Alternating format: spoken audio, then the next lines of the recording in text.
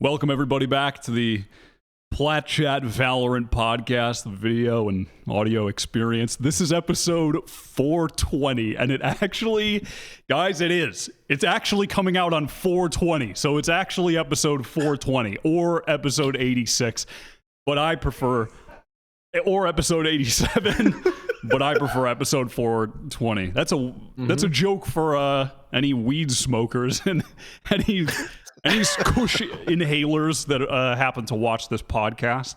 Our comedy bits are just going to get worse and worse as we trend further away from our target demographic. I mean, we are just going to get old and start actually saying things like that. Shout out to all the weed smokers. People still do that, right? The children still do that, do they? Yep. I mean, it's not ironic, it's already serious. I think at this point. No, I mean, what do we change it to? Like, what audio visual experience? I mean, that's that people experience in an audio and visual manner. Yeah, I think if you want, Plat Chat is an experience. You don't just watch or listen to a show. It's an experience that you're having when you engage with our content. At least that's what I like to think. That's what people tell me all the time. Wow, watching the show is an experience. Plat Chat That's what they say. Changed my life. Yeah, you're at the Austin bar. They show up to you. It's like, Plat Chat is such an experience, man. Especially because I'm a Kush inhaler, so I experience so much. Any fellow Delta 8 gummy eaters, or just me?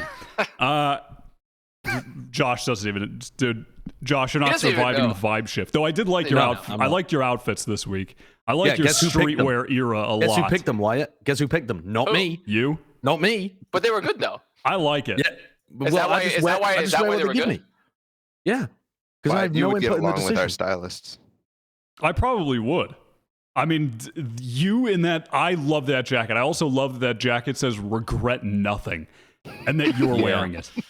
Yep. Yeah. I mean, we'll get to that later.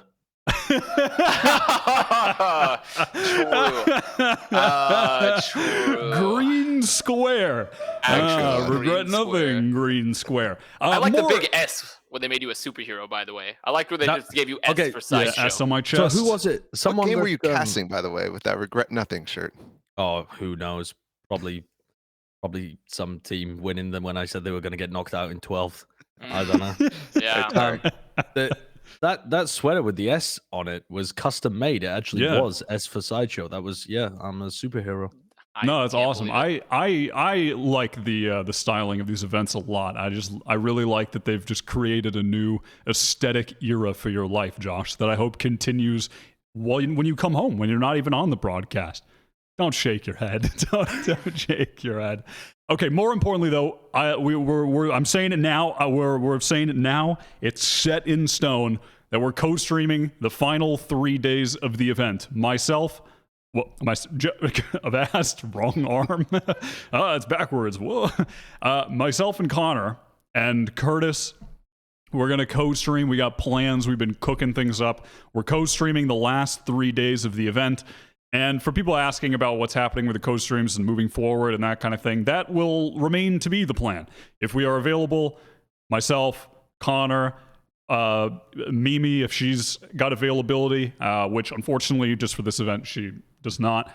But if she did, we would have loved to have had her as well. But we'll try to have her in the future. So that's kind of the co-stream plan moving forward for the co-stream enthusiasts. Those who have been crying this past week with no co-stream to watch, those who have been lost, just directionless in life, we'll be back to co-stream, so you'll have content for your brains to entertain you. So that'll be good.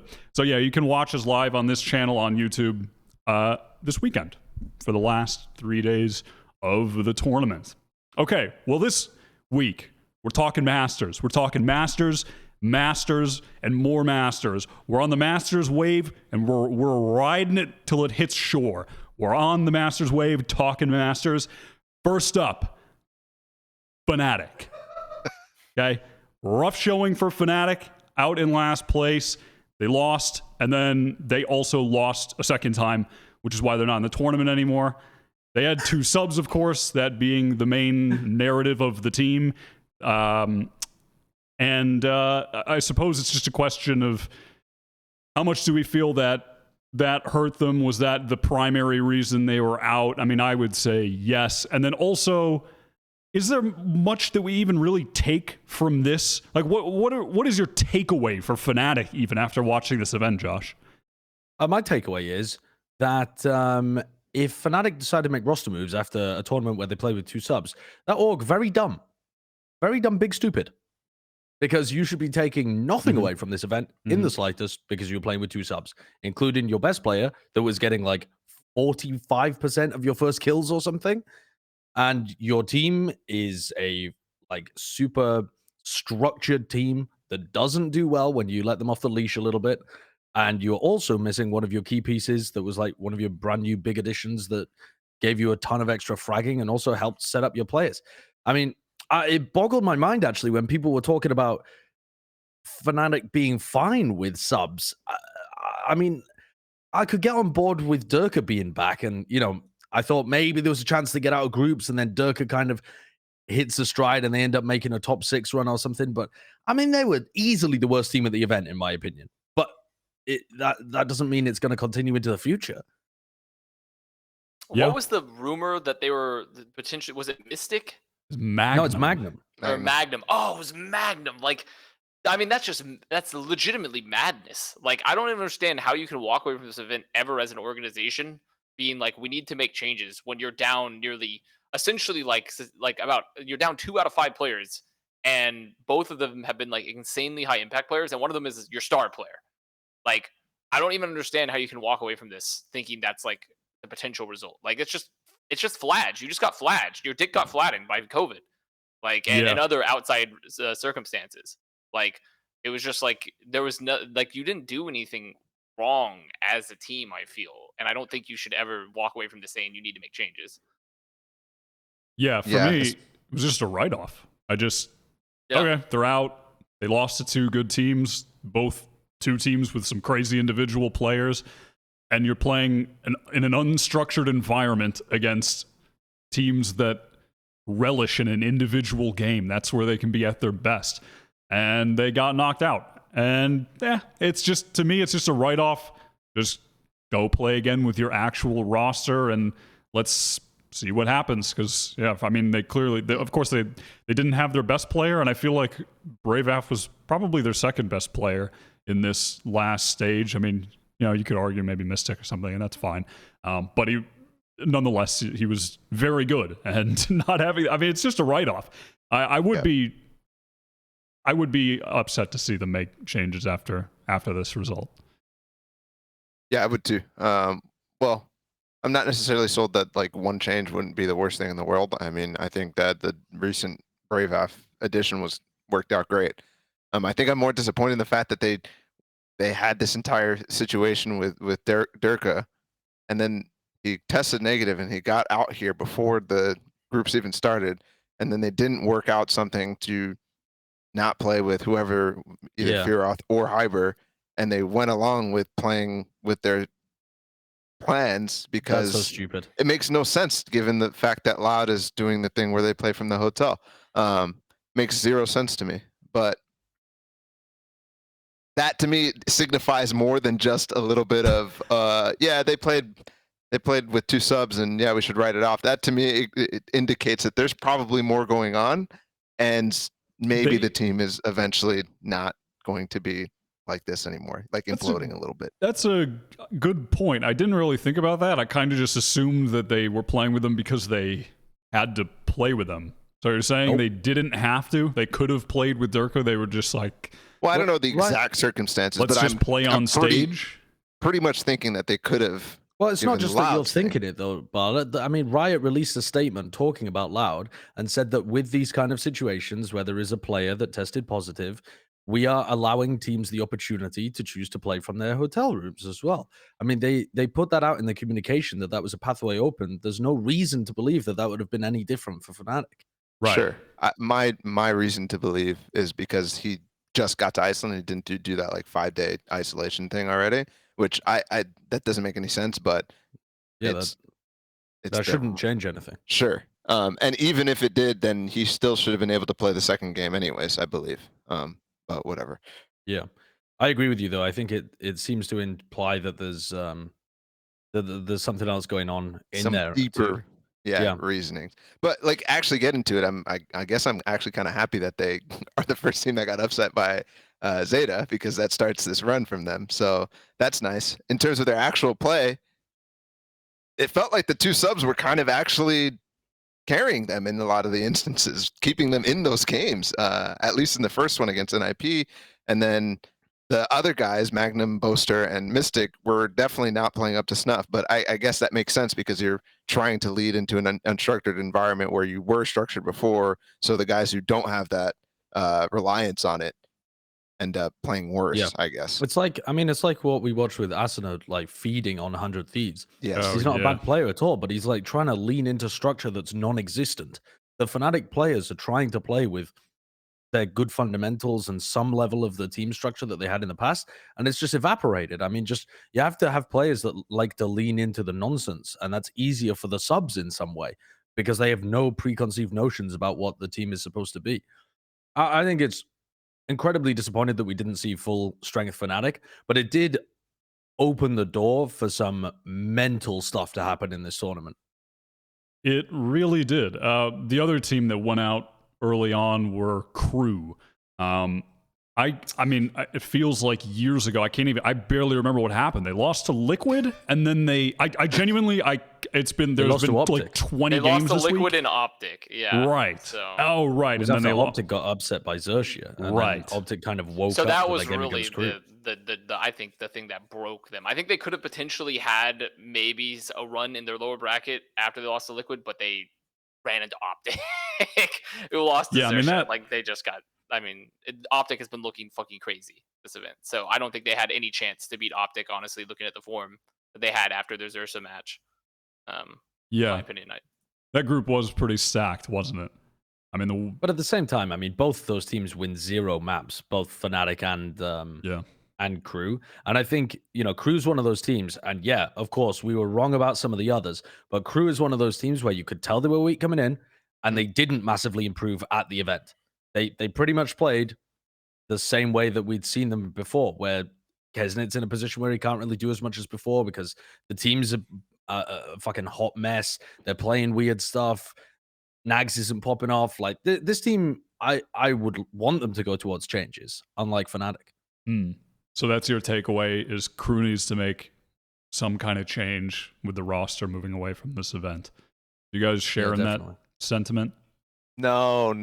I don't. I don't. Maybe one player, something like that. Even still, I would argue no, because I don't think that there's much. Okay, maybe taking players from Leviathan, but I just think that this team is the team that you get, right? You know, this is a core group of people who have played together for over a year now. I think disrupting that is a bad idea. I think what they need is more something that we've been clamoring for, like a team like Sentinels, is more structure, more coaching, more whatever. Add something to the game, because right now they play really, really loose. It's not what we saw at Champions, and what we saw at Champions was still also very loose, honestly. Whereas you see other teams trending in the opposite direction. Add some much more structure, much more coordination. I think you actually do still have a recipe for a team that's good in that region. Yeah, good in that region, but I think their aspiration should be higher than that. I mean, what they were able to achieve making a top 4 run at Champions, I think speaks to the peak, the ceiling of this team. Not what they're going to be able to achieve in every event, but I think that there are players within their region that would be able to form a better roster, and this is assuming they're able to get, you know, that like coach buff that owner was giving them previously to add some element of that structure too.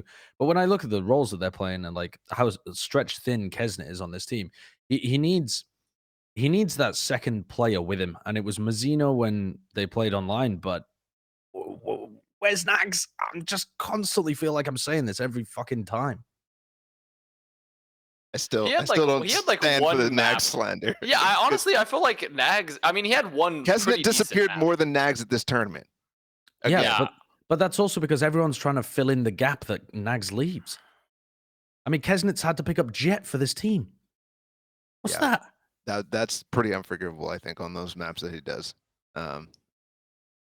I don't know. Maybe there's something I'm missing in that, but I just feel like these guys together should stick together. Maybe I don't understand. You're right about why they do the certain decisions that they do, especially as it regards to Nags and Kesnet and their roles. But beyond that, what I don't see inside of their region how they can get better just by a couple roster changes. I think that the core and the chemistry that they've built over time makes them what they are. And By the way, sorry, just by the way here though, the rest of the people here at Masters Reykjavik are determined to kill this term, minor region. Here's the reason. Here's the reason that I quite like the term minor region, because when it applies to a region like LATAM, it gives you an indication of the uphill battle that they're going through in order to put together a good roster. Because what Balla is saying here is essentially they can't make any better moves really within their region because the player base is small and they don't have these like crazy people to pull from all over the place. That's part of what we mean when we're talking about these kind of terms and how impressive it is that a team like this made like a top 4 run, and how impressive it is that teams that have already made the top 4 run here at Masters Reykjavik, they're fighting the small player base and the small salaries and whatever else it is. It depends on what region you're actually looking at, but Right. yeah, that's one of the things that differs massively when we're talking about like what Fnatic should do and what Crew should do. Yeah. yeah, exactly. Yeah. But I mean, that's also a wider entomology discussion of like semantics discussion of like where does because I don't even know at this point, like historically in esports, we can definitely say like SEA and like LATAM, etc. are like minor regions. I don't know exactly what the player base is like and like the interest in SEA at this point. It seems like they're interested. It seems like there's a lot of good players. I mean, APAC but player base is big. Exactly. Yeah, it seems right? huge. Looks like a major region. So I think at this So does point, Japan. like there's definitely maybe Well, Japan's player base is small. Oh, is it? Yeah, It's Japan's is just small. the viewership is They just massive. have a good team. Yeah, they've got Yeah. a crazy interest. They definitely don't have a huge amount of players though. But like The places like last- APAC, there's a lot of people. The last playing. estimates on the numbers, APAC and Japan, if you put them together, are just bigger than North America. That was Oh, the okay. last estimates just based on like leaderboard figures. I haven't heard Right. more accurate data. But I'm sure a lot of that's still carried by APAC, honestly, because like North America is like one of the primary, big 2 regions essentially when we count like EU and NA in terms of like how they market and like things like that. So like either way, like I do think that like the minor region term could probably be redefined potentially as we look forward to VALORANT after this event, and like maybe it applies to some regions now and no longer others. But that's I'm this is not the point of this episode. It's not the point of this episode. No, it's of like course. here to discuss, have a lecture That'll about be the what point minor of region. next episode. Next episode, we'll discuss. We're gonna do a lecture series where what does minor region mean? 49 minutes on semantics. Yeah. Yeah, I mean that about sums it up to me with Crew though, and I can see the value in both your points. I do sort of feel like perhaps this was just one tournament where they had a bit of a, or it's with the lack of owner, they just had a bit of a tactical misdirection. The roles were not as ironed out, and they have to refigure. Well, it it's out a weird for point next in the time. meta too, where it's difficult to actually like get Yeah. through the weirdness of trying to get a chamber or trying to still Right. have an op player, put him on chamber when you have Right. no actual jet. Like, And Fuck it, It's a play double weird duelist all the time. Huh? they, Play double duelist all the time and run at people. oh fuck that shit. yeah, it's a good tactic. That's what you wouldn't have said that before the tournament started. Now you watch Favor X and you're like, yeah, fuck it, do it. My eyes have been opened. My eyes have been opened to the truth. Dude, we can't just embrace jail Valorant, okay? Jail Valorant is already lost. Jail Valorant's already lost to detective Valorant, so we can't just throw out jail Valorant to every situation. Speaking of NIP, they barely missed out on the top 8. They had a shot. They took the first match against Fnatic in pretty impressive fashion, but they lost the next 2 games and fell short. As is the same for Xerxia. Both these teams barely missing out on the top 8, but I thought both were pretty impressive. And on a personal level, I was just happy to finally see John play on an international tournament because he's been one of my favorite players since like 2020 summer. So it was just cool seeing him playing on the international stage and just having some sick individual moments because he's just a cracked out player. But yeah, a good effort from both of those squads. I think they showcased a lot of individual talent, but just fell short by a little bit. I was Yeah, more impressed with Xerxia. I personally. agree, especially considering they had lost Patapan and everyone thought that was going to be a huge blow to them, and Surf came in and was really fucking good. Like So, and I also liked overall, they seemed a lot more structured than NIP in general. Like when I look at their team and how they're built and how they're executing like a lot of their hits and just like overall strats, they feel, like I said, it doesn't feel like Jill Valorant. It feels like I'm watching like still like this is like something where you can scale. I don't know how you can scale NIP's playstyle to win like more consistently unless they just like rely entirely on like we are just going to continue to frag every time we're going to walk in and hit every shot and that's our strat, you know. And I find that like harder to scale compared to like how Xerxia is playing. Yeah. I also think we kind of assumed the group would be a lot more difficult for NIP because we assumed that Fnatic would, either be able to get Durka back or maybe be able to figure something out and make it through their group. But with the form of Fnatic, I think this is, I mean, genuinely, if I think back, this is where the Zeta run probably should have ended because they were, what even was the score? It was something like 12-7, 12-8. yeah, 12-8. They made I've a just looked pretty it up. sick comeback. They won against, 6 NIP. rounds in a row. 6 rounds in a row on Fracture to be able to get this back in. And that's, I mean, full credit to Zeta Division because they really have been performing when it matters in this tournament. But they were on, the verge of elimination and did look like the weaker team in this game.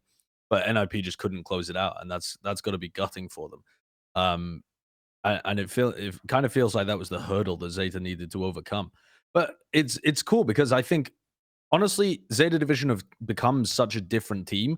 I don't think that would have happened with NIP. If we'd seen NIP get into the playoffs, I agree with Connor. I don't think there was that like next evolution of their game where they could learn from other people and build out their plays. It felt a bit one dimensional, a bit too much reliant on I don't know, honestly, on them being. I felt like explosive, like it just intriguing. Like it felt like they were really good at being explosive and having that tempo. But that's like, oh, you can only run into a site and have like and just hope that your trades work so many times. You know, like you can only do that so often before someone is going to roll you a utility and like just have a better setup. And I feel like when I watched an IP play consistently, like they had good ideas of executing, but it felt like if the execute didn't work out, where do they go from there? Like what happened from that point? And that's where that was my issue with an IP is like it's clearly they have the skill and they have the fragging power. It just didn't feel like their team systems were nearly as built out as Xerxia. Like overall. Yeah, I was struggling for the words there, but I think what struck me most is watching their icebox and seeing how good they'd been at it domestically. And then when that translated to other teams that were able to stop the duelists just being able to have the impact, there was no adaptation. There was no ability to be able to pivot and find anything else that was working for them. Whereas we've seen other teams have many different strengths to themselves, either by reinventing their playstyle, which I think is something that Zeta have done, by having the timings and crazy wild shit that Paper Rex have, but also the set plays and the way that like the other people really heavily support them. NIP just feel a little too one-dimensional right now. Still a decent team, though. Yeah, I think the perfect place to actually exemplify this was this series on Split. It feels like they literally had 4 strats, and they went through that playbook, and it would sometimes work, and it would sometimes not, but they just continuously just went for the same sort of stuff. Actually, even on Fracture, towards the end, they just like kept putting Shand on a wall and hoped that he would find the opening kill. And Zeta Division was like, we're just going to start rotating away once we find out where you are. Like there was that element of it that they're very readable, and even down the line, down the wire, they don't have at least like an IGL who is making the calls to adapt in a way that he really understands what's going on the map. That's the sort of thing I'm missing from them. And yeah, I agree. They wouldn't have gone far even if they made it past Zeta. Yeah, I think they, in that respect, they can flesh that out more. It's just takes more time than just one tournament. It actually takes more reps just practicing and building out the team play in that way. I need to see Shand like be more not versatile. I don't know. He just like it seems like he wanted trying to get his team to do stuff on the other side of the map, and he would just stick to doing what he does. But he's such an important role, and I don't think he recognized that fact on the team, at least in these games that came down to the wire.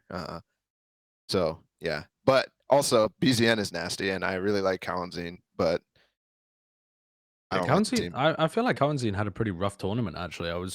I never got a chance to talk to them or anything, wondering about like whether he'd been able to um get used to what was going on the stage. I mean, he's Mhm. literally the youngest player at the event. Oh, And really? I felt like, yeah, I mean, he's 16. Oh, really? And Yeah. I felt like I'd seen a lot more from him in their online games, and I felt like it was super impressive. And then I think there was like only really one map where I noticed him particularly doing much. I guess actually the fracture performance on the KO was pretty cool too. Like he had a bunch of preset stuff. Yeah, I do want to talk about Xerxia though, because they had an impressive Team showing was sick. despite going out in just 3 games. The most impressive part, obviously, just beating OpTic straight away in a 2-0 was very impressive. Their Patapan replacement Surf was going off, but honestly, it's just I think this roster across the board is just pretty stacked with talent. I think all the players on this team, in their own respect, show a lot of individual ability when they're playing in the games. Like I feel like at any point you can trust any of those players to really anchor sites effectively, be good for multi kills. Like they all have the ability to do so. I don't think there's like a weak link on that team in any of the chains. You know, it's all very solid in that way. And perhaps to some extent they just need a bit more experience, or get some more experience for Surf. But I was very impressed by Xerxia, and I am excited to see more, because I think that at this point APAC is just nasty, and I would like to see more gameplay, because not only I think both teams have represented that region very well in this tournament again, as they did in Champions. And I'm just excited to see more, because they also just both play a very entertaining game. So I am satisfied with this Xerxia performance, and I'm excited to see more. Benkai said in an interview that APAC after Champions really woke up and started taking the game more seriously. Like practice regimes improved, and like I guess I don't know exactly the specifics, but the way that he was talking about it made it feel like they actually realized it was possible to do something in this game, and so started to really take it seriously. Like we can do some damage. I think they looked actually better as a region at this event. I mean, of course they've made top 4 as well, but I mean, I think Xerxia looked better than X10 did, which is the same roster when they had Patapan. You know, I think they actually looked better at this event than they did in Champs. I'm not gonna lie. I liked how they looked more. I think overall their structure of this team looked way better than it did in Champs. Champs, it felt like they were still doing some, like they had good plays still, but when I would watch it, a lot of times it was like the Patapan like do something crazy show, and this felt like a lot more like they would just actually set up like really good ideas, and like yeah, it was aggressive, but it was like really cool like plays. They set up micro plays, setting up like take portions of the map. They would just like set up Surf to where like yeah, sure he would be doing something crazy, but it was like everyone's there supporting that style, versus like I remember the fucking Icebox map that X10 lost at Champs, where Patapan like was just going down ropes on A with no support, just taking it solo for a dry peak. You know, like there's shit like that was happening all the time with X10 that I feel like Xerxia with Surf has rounded out a lot more as a team. I think Surf is just a completely different person. That also could be player. true. Yeah. He's just like a raw opper that isn't going to take stuff that is not, high EV, like good value. Sound like DDK. Like he's making the fucking plays where he has chances to escape always. Like he's never putting himself in one and done positions, stuff like that, which I think was wonderful. And he was fighting against Ye, man, in that first game. I mean, even the second series as well. He was really going toe to toe with this guy, which is unbelievable, especially given the form that Ye was in, and he turned into as well, because he had turned up a little bit even further down the tournament. Just ridiculous for this guy who's also young. Yeah. I think he's like 18 or something at his first event. Yeah. I think he's going to be better in the future. I think it's a talent that the APAC scene should hold on to and develop. I agree with you that he was taking pretty decent percentage plays most of the time and being heavily involved in their strategies. And probably with a player that's this good, if he's able to loosen up a little bit more in the next, coming months as they head into another tournament, and he can figure out when he can when he can go Take off a little alone, and risk. yeah, when he can like limit test a little bit and push things a bit further, maybe you'll get even more value out of him. I think though, I kind of don't agree with the like totally solid roster comment that you made earlier, Wyatt, because I Really? feel like this team is still lacking something from that flex position. Personally, I think that if you were able to find somebody that had a lot of punch to go alongside Surf, somebody that would be playing in cruise position where they're playing a bunch of like breach, but could also play some of the more aggressive components. I mean, maybe they would end up taking over the Sky for Fox sometimes and allow him to play the breach and IGL from that position. I think you could potentially get a lot more from this roster as well. Um, it seems like an area to me where there could be an improvement possibility. Yeah, maybe. I'm content with seeing this roster continue, though. I am content with that right now. I think I think I agree Yeah. in terms of I think there's a hole, but one of the things I'd be concerned about, same thing with crew, is losing the person who you need that or who is giving you the ability to take the comps that they're running and push them to the limit. You know, do new creative stuff with them. Really have a lot of different ideas. And I don't know where that's coming from on this team, so I can't really speak to it. But that's just my fear, you know. Sure. I mean, I'm assuming that that's coming from Fox because he's the IGL. But of course, if that's coming from someone else on the team, then yeah, you gotta make those decisions. I feel like they just get such good frag output from their role players, though, that I don't know. I just don't necessarily agree. But I feel like Scary and Sushi Boys are just some of those. They're those rare role players that can just really take over games individually. Oh, I definitely agree there. I definitely agree. They're just so good. But I do want to move on further into the bracket where we're out of the groups. We're into the top 8, where we finally got to see the 4 main qualifying first place teams. One of which being the Guard from NA. And they sadly go out in 0-2 fashion. They first go up against the regional rival in OpTic. They lose a very close game, 1-2. And then they go down into the lower bracket in what is just a classic matchup of nervousness versus joyous whimsy. And whimsy always wins. Whimsy, I've never seen a clearer example of joyous whimsy winning the day than in this game against the Guard. I can't think of a better example. There was so much whimsy from the Paper Rec side. And you could just see. Yeah, maybe G2, yeah. Yeah, except for that one, yeah. But you could just see. I felt like I feel like in that game even more so than against G2. I felt like the Guard they didn't want to lose. They didn't want to go home, and they were playing with some nerves in that game. And Paper Recs are just they are playing like it's ranked on eco rounds and shit. They're just it's mental. So the Guard just couldn't on that day against that type of team. I feel like that's almost the worst matchup for a team that's trying to play their first LAN, to play against just distilled, just 100% purity whimsy is just the worst possible matchup. And they almost were able to take down OpTic, and they've traded blows before.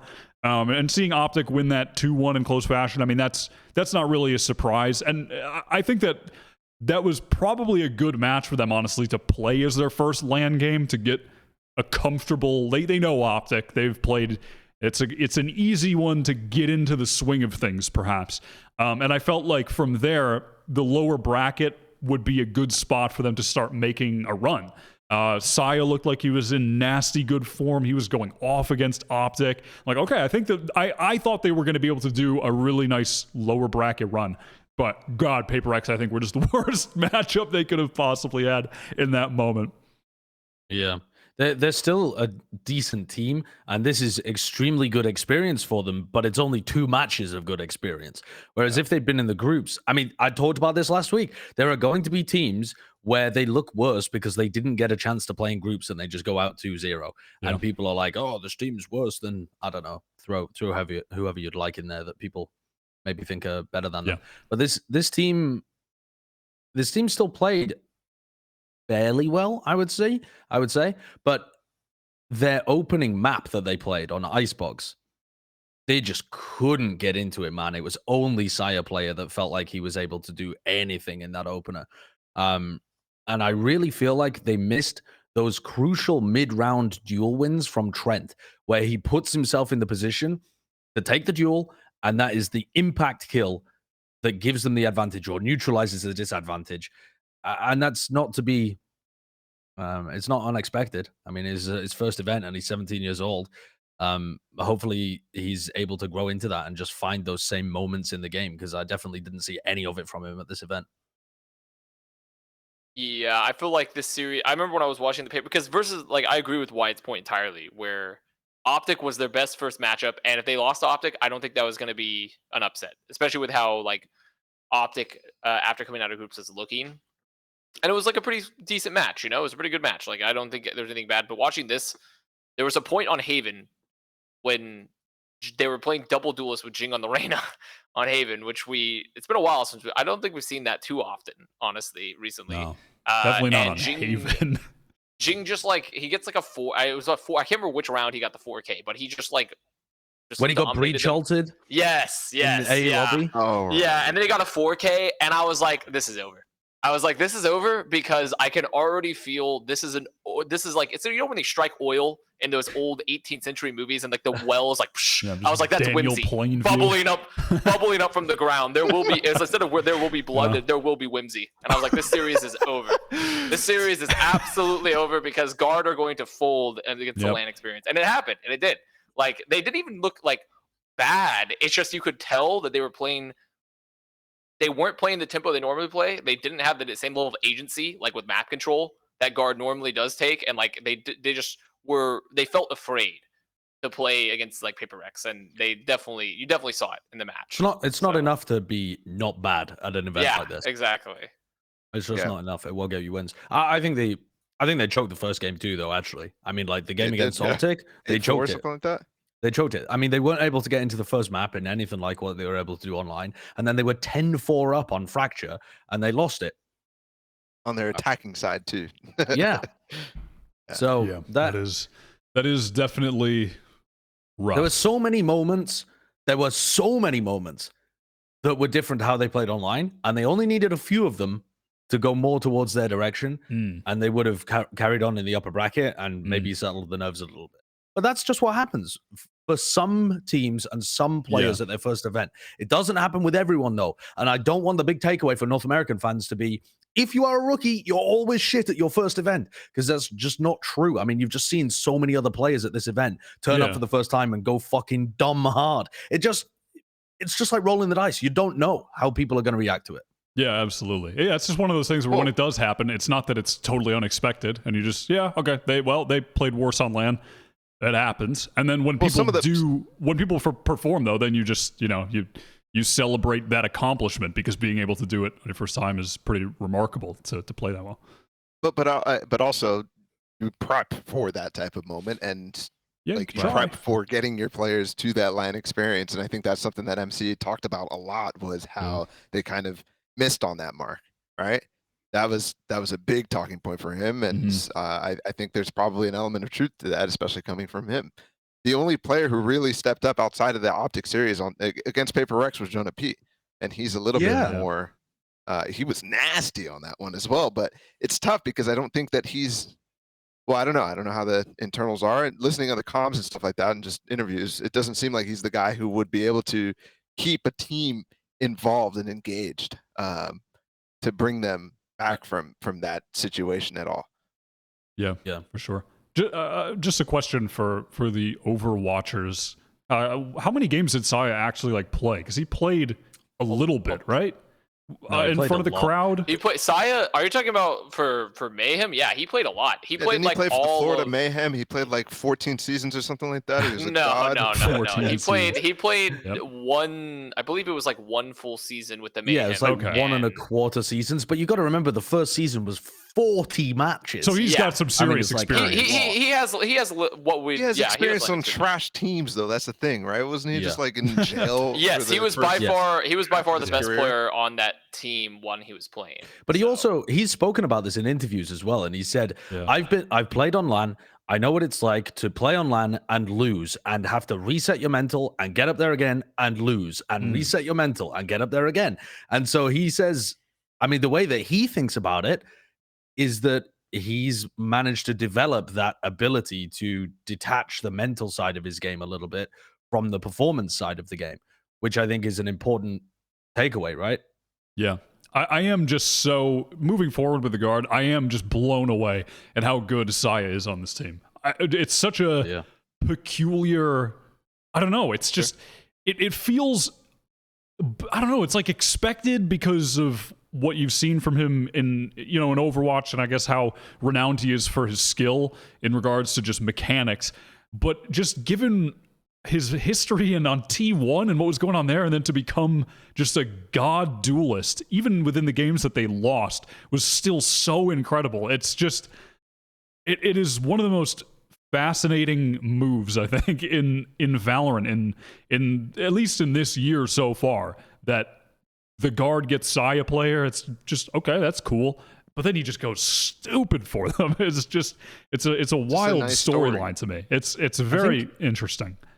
I actually I redid my top 20. I'm not going to go through it obviously, but I redid my top 20 last night. Yeah. Of like, you know, Sassy. This is the one this is the one from the tournament. Actually, I think Sassy was at the top in terms of that impact rating stat that they've come up with. Yeah. But anyway, I redid my top 20. I didn't look at any of that stuff. And I had Saya player as the highest rated player that was eliminated from the tournament. Like he was still pretty high up my list in terms of the people that I thought played incredibly well. I mean, obviously, it's only 2 matches, but I thought he was absolutely nuts. And I think that's going to get lost in the talk of, you know, the guard being onliners and chokers and whatever. Yeah, for sure. But at least for the guard moving forward, I don't want to stay on them forever, but I don't know. Just keep the same roster. I think keep it going. Come back next time. Get the experience. All good. Yeah. All right. Team Liquid. Now, this is a weird one to talk about. And I don't even know really where my thoughts are with Liquid, to be honest, because the circumstance in which that they got into the tournament is that they did not qualify through the actual bracket. They made it into, what did they finish? They finished in 4th, right? Just one short. Yes. And in EMEA, you mean? Right. In the EMEA qualifying bracket, they finished 1 place short. They looked pretty shaky throughout, certainly not as dominant as they were at the end of last year heading into Champions. You know, it's that it felt like that period of time after the honeymoon where we have to, all right, we gotta do, you know, put in the work and build up this foundation after this crazy run we went on adding Navera. But FPX can't go to the event, the winner of EMEA, and now they're able to go. They're given this extra spot, and initially in the group, pretty solid. They beat Crew, and then they beat Xerxia, who just were off the back of the win against OpTic. So they make it out of their group in 1st place, which was a tough group. And I thought they played pretty well. And then they run into, was it Loud first? Loud was first. Yeah, then they run into Loud in the playoff ZETA. bracket. And they destroyed Loud on the 2nd map on Haven. They had a really convincing win. But they end up losing that series 2-1, and then they go out in the lower bracket. They run into ZETA, who are just on this hot streak now, after getting knocked into the lower bracket at the very beginning of the tournament. Now they're just beating everybody, and Liquid are just another you know, mantle on the wall, I suppose, for ZETA. Just another free little win for them on their path here that they're still on. I don't know what to make of Liquid's run, though. I don't know if I'm impressed or disappointed or satisfied, or I don't know. Because it felt like watching them, I felt like they were playing pretty well. I thought that they were doing pretty well, and at the end of the day, they had 2 close losses to 2 of the teams that are still in the tournament, that are in the top 4, playing very well. So it's a tough one to really make I don't know, like a hard claim on. At least I feel. But what do you guys think? Well, first of all, I think they played way better than they did online. I mean, their online games were tragic. And I think that the overall philosophy seemed to be to take things back to basics a little bit. And I think that should be the goal with this team moving forwards, whether or not they keep these 5 players. Maybe they think, I've been trying to think about this a little more from their point of view recently, because obviously the most obvious thing to say about Liquid is they look better when they just play basic comps. But Yep. I think from their perspective, it's possible that they think we can't be the best team in Valorant playing basic comps. We can be the best team in Valorant if we lean into us. So they might think we can be top 8, top 4, but we want to win. So we have to do things differently. That's my only justification, I think, for what they were doing online, but I still don't like it. I think that this caliber of team, the quality of players that they have on their squad, should be enough that if they play more basic fundamental stuff, they're able to find success. I think that should be one of the biggest takeaways from this tournament run from Liquid, is that they can fundamentally be a good team, even despite having some wonky roles and not having a set IGL. They actually have a system here, and maybe they could make one change and bring in a hardcore IGL and be better. But until that person is available, these 5 players are going to be able to do damage if they stick to more normal stuff, I think. Yeah, they need to decide what they want to do in terms of like their philosophy on the roles. And I think I would add a qualifier to the statement that you said, Josh, which is this: they think they could go further and they could go where they need if they played those wonky stuff. My qualifier would be that that's how they would do it with these players that they have and the skill sets that they have on the team. I think that is part of why they're going to the places that they're going with these comps, at least from talking to people who are a little bit more familiar with the internal situations. And I think before this, that was the idea. I mean, we've seen discussions, we've seen so many different things. So it's kind of, they got put in a weird spot, but I also think that they put themselves, because of the way that they played, because I think they're just playing off of experience. They're playing off of everything that they've learned on multiple LAN runs. I mean, they're a good team, but at this point they're at a juncture where they need to figure out which direction they want to go. And I personally think that they could just stick with the basics with the players that they have. I just think that for some reason they have a block about them. Yeah. Yeah, I feel like it's kind of strange though, honestly. Like we've been sitting for a long time talking about how Liquid, how they're the manic pixie dream girl of Europe. And we love how quirky they are, and we love when they do this stuff. Like, ooh, and it's weird to me that this is like the paradigm shift now after all this time for this team.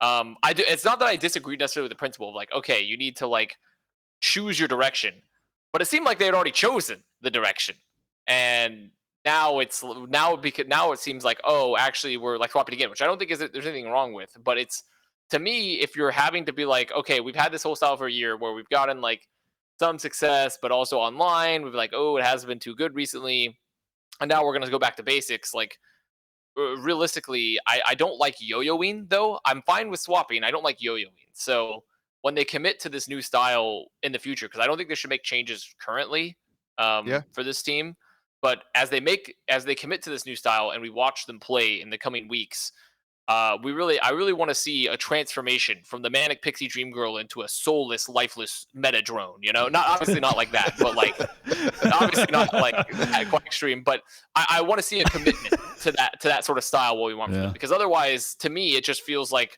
they're directionless and they don't know what to do with the squad. Versus, okay, we've hit a wall, we realize what our problems are, and we need to make these pivots, because otherwise we're just drifting. And we're not really making like concise executive decisions, which I don't want to see. For clarification, clarification too, I still think that this team probably should be looking to make a roster move, but I don't think the player they're looking for is out there right now.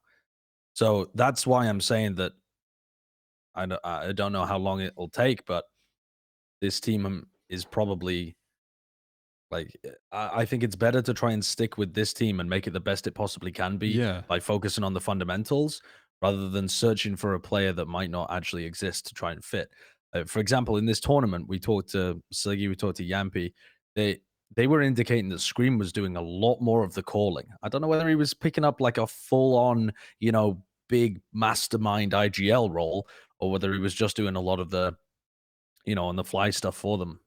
But it was indicated to us that he was much more responsible for those kind of decisions.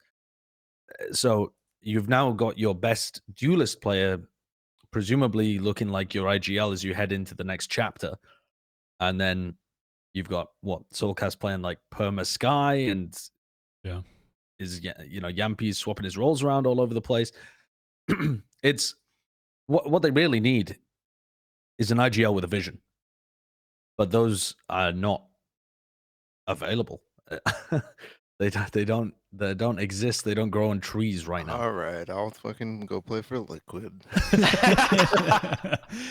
I mean, yeah, I can't say that I know enough about like the European tier 1.5, tier 2 scene for IGLs to know in that regard. But I think I want them to keep the same roster. I swear this is the 900th time that I feel like I'm just saying the same shit over and over with Liquid, but I'm like, hey guys, are we at the period of time in Liquid where they try some wacky shit, lose, and then go back to the regular stuff and qualify again? Because it was the same thing like pre Berlin when KO first came out, and they had Scream playing that ultra passive KO for a couple weeks, and they were losing, and then they went back to regular stuff, and they didn't qualify, but they finished one off the spot, barely lost to Gambit, who then won Berlin. And then after that, they had brought in Navera, and I don't think they were doing anything particularly crazy then. They were running. That was the only time they've ever committed to something, I think. Yeah, they were just running good, solid comps. Yampi showed off a lot of agent diversity, and they just rolled teams for months. And even when they lost to champions, they lost to like Ascend, who they were just playing some pretty regular shit too. The meta was really defined at champions and around that time. I mean, I guess Ascend were doing the craziest thing of all, playing Omen on one map during Champions. But aside from that, like, I felt like they were doing pretty regular stuff, and they had a very real shot of winning Champions. They finished top 4, and when they lost to Ascend were in rare form in that game. I remember they were just hitting all their players, all 5 of them were just hitting every shot on everyone. But Liquid had a real chance of winning that tournament. I really think that they can. I think it's possible that they can win an international tournament with this roster playing regular stuff. It just feels like the direction. That's not the direction that they want to have. Yeah. And I think that is just the problem, because they always stray away from it and try and do something new. And I do kind of wonder if that's not just sort of the general philosophy of the team that's existed from the beginning, where they've wanted to be so diverse in all the agents that they're playing. But I don't know, no matter how diverse you are as a player and how many agents you play, all players have the agents that they're best on. And when you just get your guys on their best roles, you're going to perform at your best. And I think that's just always been the case for them. And I could agree that if the right player comes along to make a change, I would maybe be for it. But I really don't want to see them make a change right now. I like this roster, and I think they can do well with it still. I think that there's a point where it's a little too far gone with the philosophy that they've had since the beginning. I mean, even back towards beta and whatever, beginning of the game. So like, he's always talked about agent diversity being a core thing with the team and how they want to push it. And now we're at a spot where you can have so much flexibility, and you could see on certain maps, he wants to play Jett. On certain maps, he wants to play Breach Op, blah, blah, blah, blah, blah. I mean, there's so many situations where you're just like, wait, what the hell is going on here? This isn't like I think they are playing to what they think is their best roles, in certain cases. But that's how far it is that there are certain cases, and that makes it difficult to bring even, one player. There's no one player that would fix role issues. There's no one player that would fix role issues in IGL. There's so many different combinations, I think, at this point, where it's tough to bring anybody in who would be able to live in that culture. I also I called it last week again. I'm going to bring it up. There's a Reddit thread right now with over 300 upvotes. That's hot take: Liquid were the best EMEA team at Masters, which again is just like, you saw them play in the groups, you saw them beat some struggling teams like Crew and a team that's a little lower level like Xerxia, and I think that people have got this idea in their head that they're like one of the big giants. I know that they did fairly well against Loud. Yeah. Their Haven performance. Their Haven looks good, in fact. I think you could absolutely give them full credit for that. But It was overall, lost to Xerxia, by the way. Like when you yeah, exactly. put that qualifier on Xerxia. Yeah, and I mean, I just don't think that the takeaways from that are accurate. Yeah. Like, Well, I think that G2 look better. we can get into that a bit because we have G2 next up because they were the next team that got eliminated after that point. G2 were the team that made it the furthest from Europe, but I suppose it is. I think it's a relevant discussion as to which European team actually performed the best, and I could see why you would put Liquid given how they performed against Loud, and they did keep it close against Zeta, but yeah, G2 on the other hand, they go 1-2. They beat Zeta, and then they get pretty convincingly beaten by Loud. Loud just looked in full control the entire time. And then they go down to the lower bracket, and they just get whimsied by PaperX. Yeah. They just get ran over by the joyous whimsy train, much in the same way that Guard did. It's unbelievable how you just, I don't know, you just watch these teams just try and play a default and catch the aggression in a net, but it just doesn't work. You just still get ran over. PaperX are so funny. I mean, average PaperX enjoyer, just chiseled jawline, 6-pack. Just dude, PaperX are so fun to watch, but we'll talk about them later. But yeah, G2, are we satisfied with this performance? Is that even a real question? It doesn't feel very satisfactory, does it? I was expecting more. I think individually I was hoping for some stronger showings from some of their players, though I was impressed with Mixwell, surprisingly more than perhaps anyone else on the team. Well, him and Hoodie, I think were Hoodie as well was great. There was underperformances from Nookie. I mean, that's the only guy you'd look for like a big performance, and it just wasn't there. But yeah, I actually go back to the question about whether they were the best EMEA team, and we didn't see much of them, unfortunately.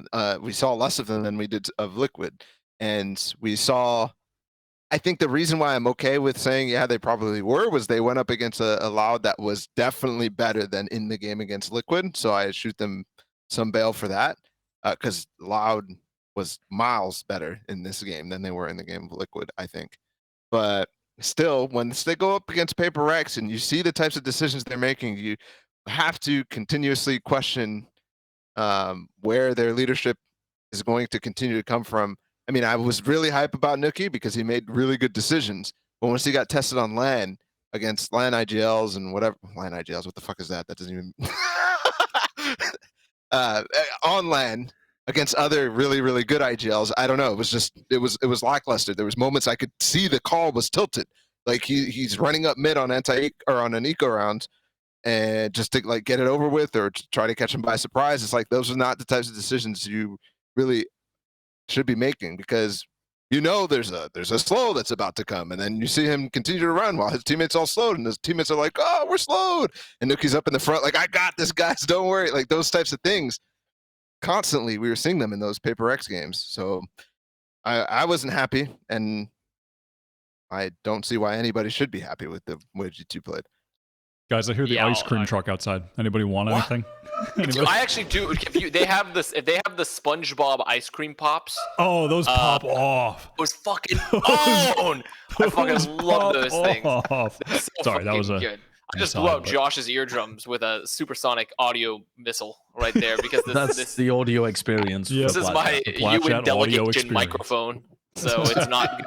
It doesn't have good audio gates, sadly. It doesn't have any of those. This is more for what I'm talking about, various problems about the food crisis and such around the world. But I think that G2 to me was extremely I think they were pretty underwhelming, honestly. Especially from I think Balla, you kind of hit the Nuki point pretty heavily there. And I think that was and even when you compare it to their performance coming into the playoffs, they felt extremely disjointed. I also felt like they had ridiculously aggressive buys during a lot of their playoff run. Like they were willing to put out like absolutely wonky buys and like forcing up repeatedly, I noticed, and it destroyed their eco multiple times. And I mean, that's just like a confidence thing, right? Like they're like, oh, we can win this. Like we feel like we can win this with a wonky buy. But it felt like they look a little bit like the Greek financial minister out there with the economy at times. Like it was that one's that, I don't know. That's for you finance fans out there. That's for you econ heads. I don't know. I felt like G2 looked extremely disjointed, and I do think Hoodie and Mixwell looked okay. They looked pretty decent out of everyone else on the roster, but Well, it we're did hitting not all look the like the same G2. demographics, by the way. The fucking weed smokers, the Greek financial Yeah. enthusiasts. Well, personally, I felt like it was more of a Paper X difference. A lot of, like when Paper X and Loud difference when I watched these matches. They were just driving the matches more so than G2 was repeatedly. Like they were just in the driver's seat, which is like. Yeah. You know that's really definitely agree with that. thing. Yeah, I really want to touch on that actually, because one of the big takeaways from that, you know, the like fan comment about Liquid being better is that the final point was that EMEA has the worst read on the new meta of all the regions. The new meta is about confidence, fundamentals, aggression, and aim. The slow tactical utility extraction days are over for now. So the idea being that the community sentiment seems to signal some kind of like meta shift. And I can see why that might be the takeaway from the Paper X game for sure, because Paper X came in and just kind of bodied G2 by playing this like hyper confident aggro style. But I don't think that that's the case if you look at the whole tournament overall. I think the biggest thing that I've noticed that applies to all of the tournament is that if you're the team that's setting the tempo, you're the one that ends up coming out on top a lot of the time. But that doesn't mean you always have to be fast. I think what ZETA Division have done that's so good is that they've slowed down the tempo massively. No one's found a way of actually bringing it to them and speeding the game up, partly because Sugar Zero is playing Astra and partly because they hold for the first fucking 40 seconds of the round on their attack side and are going to punish you because they're all popping the fuck off for making those like aggressive peaks. So I think what G2 really struggled with in my head in that Paper X and Loud game is against Loud had so many different plays to be able to set up Aspas and like he was just wild all across the map, but in a very structured way. Like they always had a little play and then he'd rotate over here and have a play over here. And G2 just couldn't get a read on it at all. And then against Paper X are just forcing them to react at all times. And G2 is not a cohesive enough team to be able to deal with that. And they didn't have the same level of like hyper patience to their gameplay. And I guess like a read on what Paper X were going to do. I think it'd be very difficult to get a read on what Forsaken and Jing are going to do. But I feel like that was the real big takeaway for me in these games is that the EMEA teams are lacking the ability to actually set the tempo in any of their games. And it's something that OpTic are actually doing fairly well because they play that Neon comp where they can really ramp up the pace. But there's just nothing in these EMEA teams that does that. I mean, there would have been. What you mean with like Fnatic, FPX, and FPX. Oh yeah, and FPX, Listen, we'll huff the copiates later. We'll get high off that copium later. Moment in just 1 second. I didn't realize Josh was the type to find some random Reddit thread and just argue with it on Plat chat without not even arguing with us. He's just fucking arguing with a random guy on the reason being, play was right? So nasty, by the way. Yeah, it was. I mean, TP. It's just wild.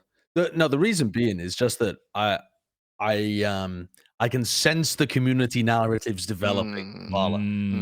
I see. You wanna Good change thing we're it. having this emergency episode. Pulse. He keeps his finger to the pulse. Unlike you, Balla, he's watching what the people want. No, yeah. Okay, I'm sorry. Josh just has to control every narrative. Every narrative must pass through him. He is the one who holds all the storylines. Don't you dare make a fucking story in Valorant when this guy's on the desk. You know he's going to give you the truth. What is the takeaway for G2? I just, as far as the future, I mean, like, what do we think about the future? What do we want them to do? Because it feels almost, I think it's, I don't want to say it's miraculous and give the sense in saying that it was like lucky that they qualified, because that's not true. But it does feel like Christ intervened, given how their roster was shaping out, and then they actually qualify for Iceland after the whole Mixwell Kellogg swapping around fiasco. They seemed very lost in regard to the leadership and a wider vision there. And then they somehow still qualify is just seems pretty wild. I think a major thing was that they never went to Icebox in this entire tournament when it was veto in every game. What's that? They trolled the map veto. Yeah, they did. Game. Like Haven started getting bans in the last 2 series, which made a little bit of sense, but also they're just going away from their regular thing. And that's not even the worst part. The worst part is the map picks. Just like they're not getting the strength that got them here. You know, it's similar to, well, not similar. I guess it's the opposite thing that I really criticized OpTic for at Champions, which was not prepping the new map. I think it was arrogance. I think they came into this event thinking that they were the best team and not willing to showcase their strengths because they were worried that other teams would have like hard counter-stratted them, and they were like, we're good enough to just be able to pull it out on the fly. And I think that would have worked in groups. Yeah, but I think they just had completely the wrong attitude heading in. That was the same thing I saw in the loud game. For me, it was like they were just like trying to ego peek in certain cases. They were just walking up in places. They saw like a player would get into a spot and they'd be like, oh, we can just walk up and kill him. Or if I hide here because we got this advanced map control, then everything's going to be fine. But Loud is just fundamentally much better than I think they thought. And then also on top of that, they're having to deal with the adjustments to counter the stress that they're sending at them. And I don't think they figured that out until Breeze, that this team was much, much, much better than they expected. Like that to me was apparent in the, not only the map vetoes, but also the gameplay itself. Arrogance was a huge theme for me watching this team. In terms of the roster and like what they need to do with this team, I think there's pieces that look really good, but I think they're kind of fortunate to have been in such a good position for this tournament. They don't strike me as a team that's going to be able to replicate top results frequently against the caliber of competition that they're going to go up against in the EMEA. I think Pipson seems like he's done a really good job with this team. I think Nuki's obviously a good player. Probably you want somebody to come in IGL, though. I don't know whether you permanently want to keep it on Nuki's shoulders, although he's done a pretty decent job. Meadow looked a lot better in terms of like his online play and how he'd adjusted his role compared to what he brought at this tournament, in my opinion. I don't know. I like Hoodie, but I think Maxwell's super passive in terms of getting value out of his Jett or Chamber. I just don't like that play style. I don't think it translates to LAN games. I think he's one of the big issues with them setting tempo. He's just such a passive reactive player. But was he? I feel like when they made this swap and they committed hard to Kellogg's to Mixwell towards the end of their qualification run, like to get here to Iceland, I don't remember Mixwell being as passive as he was here at LAN.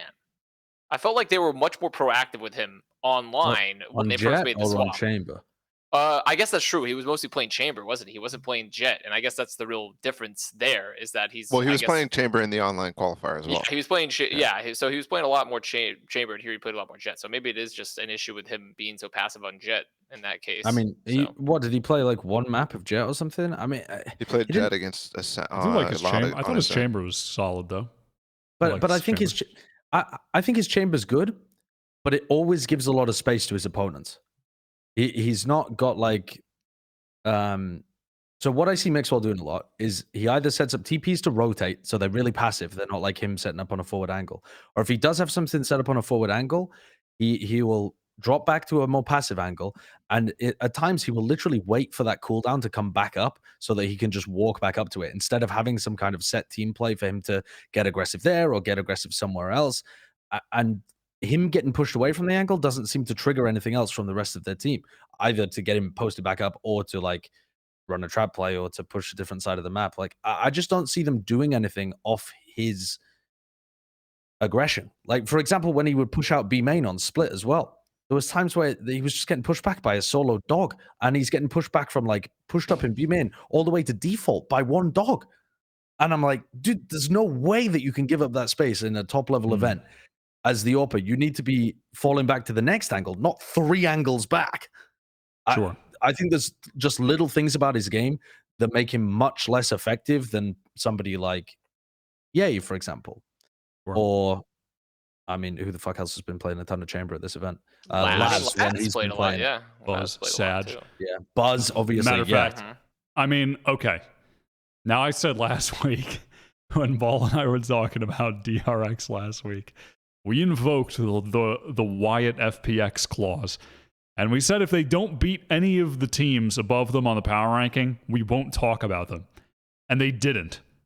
So let's move on. So let's move on. They didn't beat anyone above them? No, they didn't. Definitely not. Nope. They actually did not.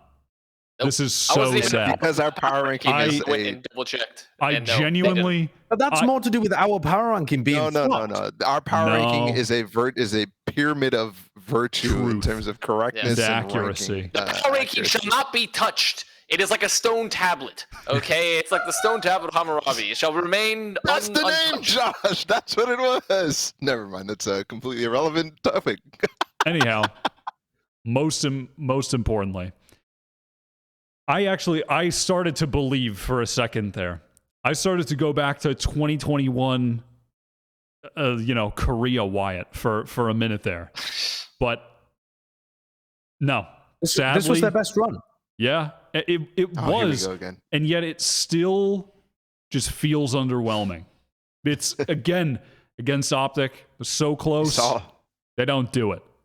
Zeta Division so close. Well, I mean, so close until map 3, and then they're just out in the lower round 2.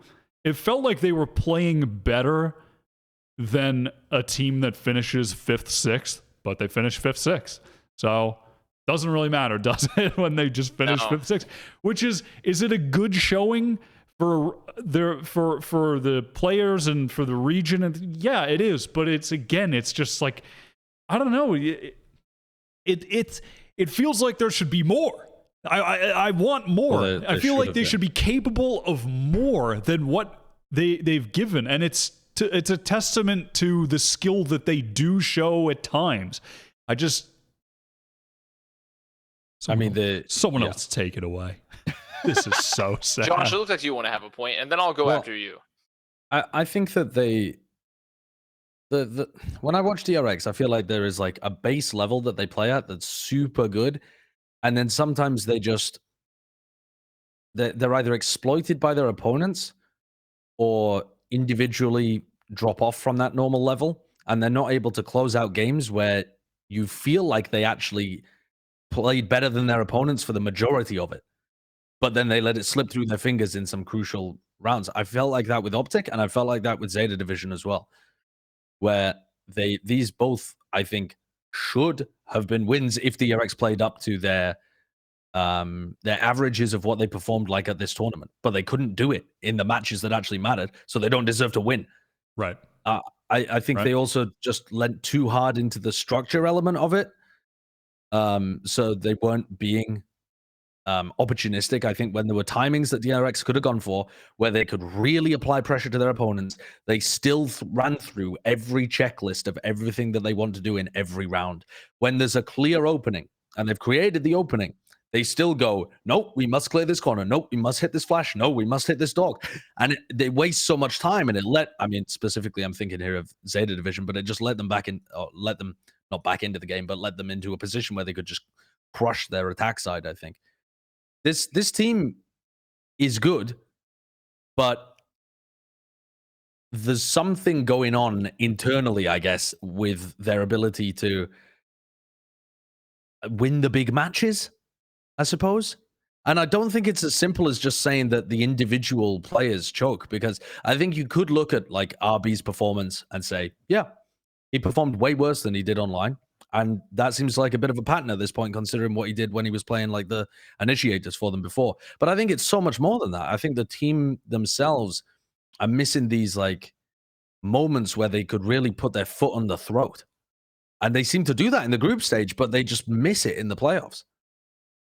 Yes, that was you've surmised it, I think, a bit, and that's how I feel about DRX. Is that DRX to me? DRX and Korean Valorant enjoyers to me are the gifted and talented kids in high school, and they don't get pushed enough, and you've fallen behind now. You've fallen behind. You're not interesting. You're not cool because you don't care. You're not cool because you used to be really good, and like, oh, I could read so many books back when I was in 5th grade. I don't give a shit. I don't care. Like, bro, like you're good, like you're smart for sure, but you're gonna have to do something, man. And that's how I feel when I watch DRX. Is like it's clear that there is a baseline level of like good with the team. Like when you watch them play, there's a baseline level of like polish and skill with them, but they can't ever get the oomph. They can't. It's fucking failure to launch every time I watch this team like get to a big stage. Erectile And dysfunction. that's what I'm watching. Well, it's not so much erectile dysfunction. It's more like pushing out, like it's literally the movie Failure to Launch. It's like pushing out that kid that's like he's stuck at home and he has skills, but he's just he just can't get it together, man. And that's DRX. Like, I mean, if we're going to make if we're going to make the cock and ball analogies, I think this was premature ejaculation more than anything at this tournament. They went dumb hard in the group stage, and then they fucking come out and they have a great game against PaperX as well, where it kind of felt like PaperX were lucky to be able to get that win over them on Haven. And then they go back into a game again. I mean, they played amazingly against OpTic too. And I think they pushed OpTic to the very limit of what they were able to do with the adapting and being able to get back into that game and win it eventually. Then they go down and they play against ZETA, who they've already beaten before. Not just beaten. It is shocking that in the first game of the tournament, I mean, it's also amazing on the half of ZETA, but it's just so bananas that they get, was it 4 or 5 rounds in this series? Five. They got 5 rounds against DRX. And then later in the tournament, they beat them. And on the last map, convincingly, in this lower bracket run. That is a crazy, but the crucial difference is turnaround. ZETA Division are not the same team as groups. DRX are the same team as groups. Yeah. Like it's the same. Sure. So frustrating too, because like the best example too is like on Icebox in the ZETA match. They kept on going for these same plants on their offense on A site, and ZETA constantly. We have clips for it, Kurt, if you want to put it up. There's technically something for the ZETA thing, but I'm just gonna show it since we're on this. They kept on going like rounds 4, rounds 5, back to back. They went for these plants, and ZETA just fucking rolled them every time with a snake bite shock. They did it twice, and they did keep doing the same shit. And like, the prep was out of this world. And DRX was like, guys, let's just get in there. Let's get the server. Like, we have time. Like, don't even worry about it. I don't have to study for the test. We're gifted and talented, man. For the test, like, what do you mean? Like, we're in the GT program, and that's what it felt like when I was watching this. It's like they can't advance. They can't. Like, something about this. There's a block happening. I feel like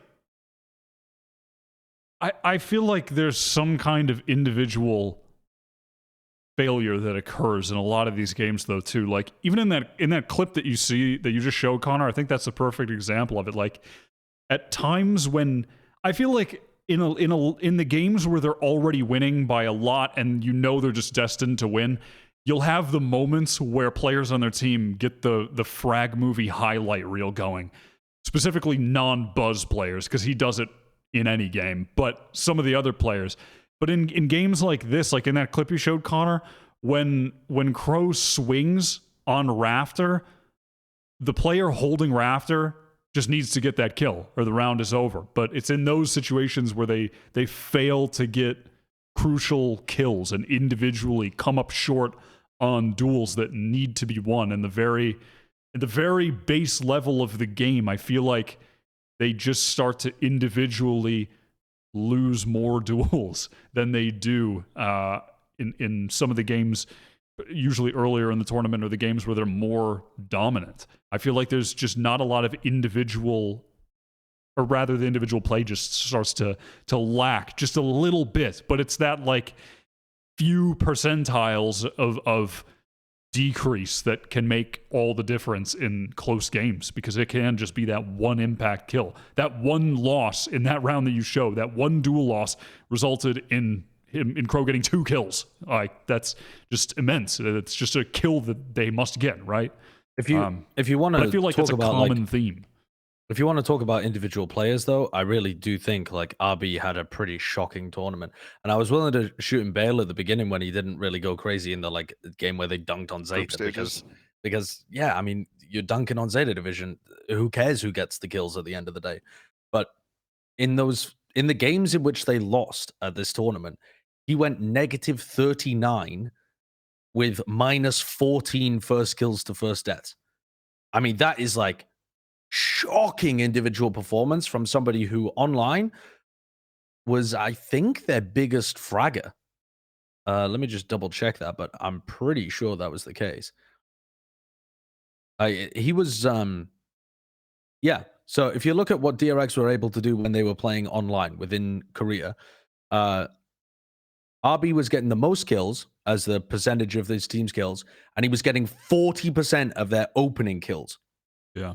For a team that has, you know, Mark or Buzz on it, that kind of thing, this guy farms when he plays online in Korea. And then when he's turned up to the big events, the international events, he has looked a mere shadow of himself. And especially at this event where he's actually playing the primary duelist player, I mean, you're going to have to scroll for a while, Kurt, to find him. You're going to have to scroll. Oh, he's right there because his first kills. Oh, because you're looking at the first kills, right? Right. Oh, no, you've ordered it by first death per round. Yeah. But, yeah, they lost a lot of RB's impact. Yeah. And they still looked like a decent team.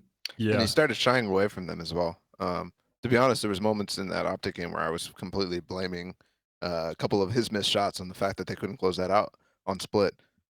He was really struggling against EA, and also just like the verticality in moments where he has to hit the certain shots on that map. And they relied on him to play Jett on that map too, which is was a little wonky. But Yeah, not a fan of the Jett on that map, but yeah, I have a pet theory. For teams like Guard and whatever, I think they got hurt a little bit by getting straight to the playoffs. I think for DRX, it would have actually helped them to go straight through the playoffs, because I think that what they pulled out, like when you look at their game against ZETA Division, because they play such a structured style of Valorant, I'm talking about DRX now, it's easier for your opponents to get a read on you than it is for you to get a read on them. And it feels like DRX don't have enough in the playbook, even though it's super deep, to actually rely on that style to get them through a full tournament. Because once they play a few times and have a few of those like matches out there, they feel like they've exhausted a lot of what they bring to a tournament. And that maybe is, and that's so weird actually to say, because Korea is the region across all of esports that's known the most for saving shit and not actually turning up to the group stages. And it feels like DRX go, "We're here, baby," and then they just bomb out as soon as they make it to playoffs. But that's still just the whole gifted and talented narrative again, where they're just not like, they just can't go the distance because it feels like they're just showing up and like we're good. Like, we don't need to do more. Like, we got our stuff, you know? Like, remember in English when we got a 95 on that test out studying? Yeah. Remember that one? That's like, it's literally just what I feel like when you say like they need to show up earlier. And if you're saying they need to show up later and not have any tape and not play more, that to me is like just pointing towards a problem of like they just can't adapt. Of course, yeah. I mean, I'm not saying that they should petition for a direct playoff spot in the future from Riot. Maybe and that's the the one Masters Berlin. It would have all been solved. I agree with you, Connor. They read Aragon so quickly when they were a child, and, no, and now they just can't make it in the bracket. I love Christopher Polini. I see where you're coming from, Connor. I really do. And yeah, it pains me to say it, and I feel bad because I feel like I've seen magic from RB, but this is a trend now. You know, I think at Champions and Berlin, I was feeling like he's kind of shaky at LAN, and this is, I feel like, genuinely the third time that's kind of happened. So I would like to see him turn it around and show up at the next LAN and go crazy. But I think at some point that has to be a red flag of concern for DRX, right? Yeah, I think they need to move away from like the educational books that the teachers give them, like Great Gatsby, and start reading like Lord of the Rings or something, where they adapt after the environment changes around them. You know, they go off in another direction. That's the way they need to go, because they didn't make a single adjustment this entire tournament. A single adjustment in their in each individual map, and OpTic worked them on that shit. They worked them. Yeah, I mean, it feels like they just were like, okay, here we go. We're gonna go for this game plan, and then I mean, I could feel that Zest kind of was trying to make those types of plays because of the way that he was playing individually. You could see, I think he was making those calls, but what happened? What? Nothing. Nothing. Oh, I thought I froze or something. No? No, you're good. I mean, You're that okay. that was so funny from our that. Well, all right, we're just keep going. That was. But when he's trying to make those, I think they lose the sense of cohesiveness that they're good at when they have that structure, you know? So like you could see on Split again, many times you're like, oh, we want a fast retake, but then one guy just runs out first. Like he doesn't actually like go with the plan or go with the idea in a good way. He just goes for whatever the call might have been. So I think there was like attempts at it, but never actually executing it well at all. Yeah.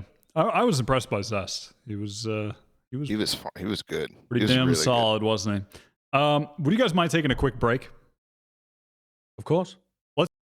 Okay, we were back from a quick break that you don't even know happened because it's a YouTube video. Well, it's time we talk about it. The Zeta Division incident. Green Square, they didn't know, except for me. Except for me, they didn't know. Oh, except for me. And there's evidence. There's photo evidence. Because I predicted they'd beat DRX in the lower bracket round 3. As you can see. Ignore that says, see, it's Masters 1 match prediction, but that was for the lower bracket round 3. I told you. I knew Laz would go crazy. Josh's face. I told you Laz would go crazy. If only Connor How many were rounds here. did they win? How many rounds did they win in this game? 39? 39 rounds in that game? Or no, it was like 30 something. I can't remember how many they won on map 2. Regardless, Connor, you weren't here, but if you were on the episode, I know you would have been speaking highly. You're the number 1 Laz fan. I mean, remember, I am a huge Laz, and remember, I was also the original Crazy Raccoon enthusiast. Oh yeah, as well. This guy loves Crazy Raccoon. I was a Crazy Yeah, Raccoon. you pissed me right off. Oh, in what way? You were rooting for Crazy Raccoon to upset Gambit. Oh, well, yeah, but they almost, dude, and that's why. See, I was on the episode, but if I was, trust me, I would have had Zeta winning. I love Crazy Raccoon. Let's go, Crazy Raccoon. You know, we're fans. We're both hanging out, and then also Zeta, Laz, and Joyer. When I saw Laz lost that first match, I was like, not again, man, because I had in my bracket Zeta winning it all, despite what was said on this podcast earlier. Yep. I did. I just wasn't on the episode. Yep, we would have had him much higher on the power ranking if it weren't for one man, not 2. Not. Who could it be? Yeah, you really messed this one up. Josh. Liquid over them. You had Crew. Yeah. Had Fnatic. Yeah. Now, I'm not going to deliver anything to the Prime Minister of Japan because I don't think I would be welcome in the country, based on my recent Twitter DMs. But I am gonna issue an apology. Okay. Finally. I'm sorry. I thought Zeta Division would be a bad team based on their bad online performances, and I was wrong. I'm ashamed of my analysis. I should have realized Zeta would improve exponentially at Reykjavik. It's my job to predict results accurately, and I should have known that a region that only had won 3 maps ever at Masters would make top 4 at this event. I let my baldness go to my head, and for that, from the bottom of my heart, I am sorry. Please, please don't harass Bren or Balla or Kurt. I am fully responsible for all failures to acknowledge the Japanese domination in Valorant. I made a severe lapse in my judgment.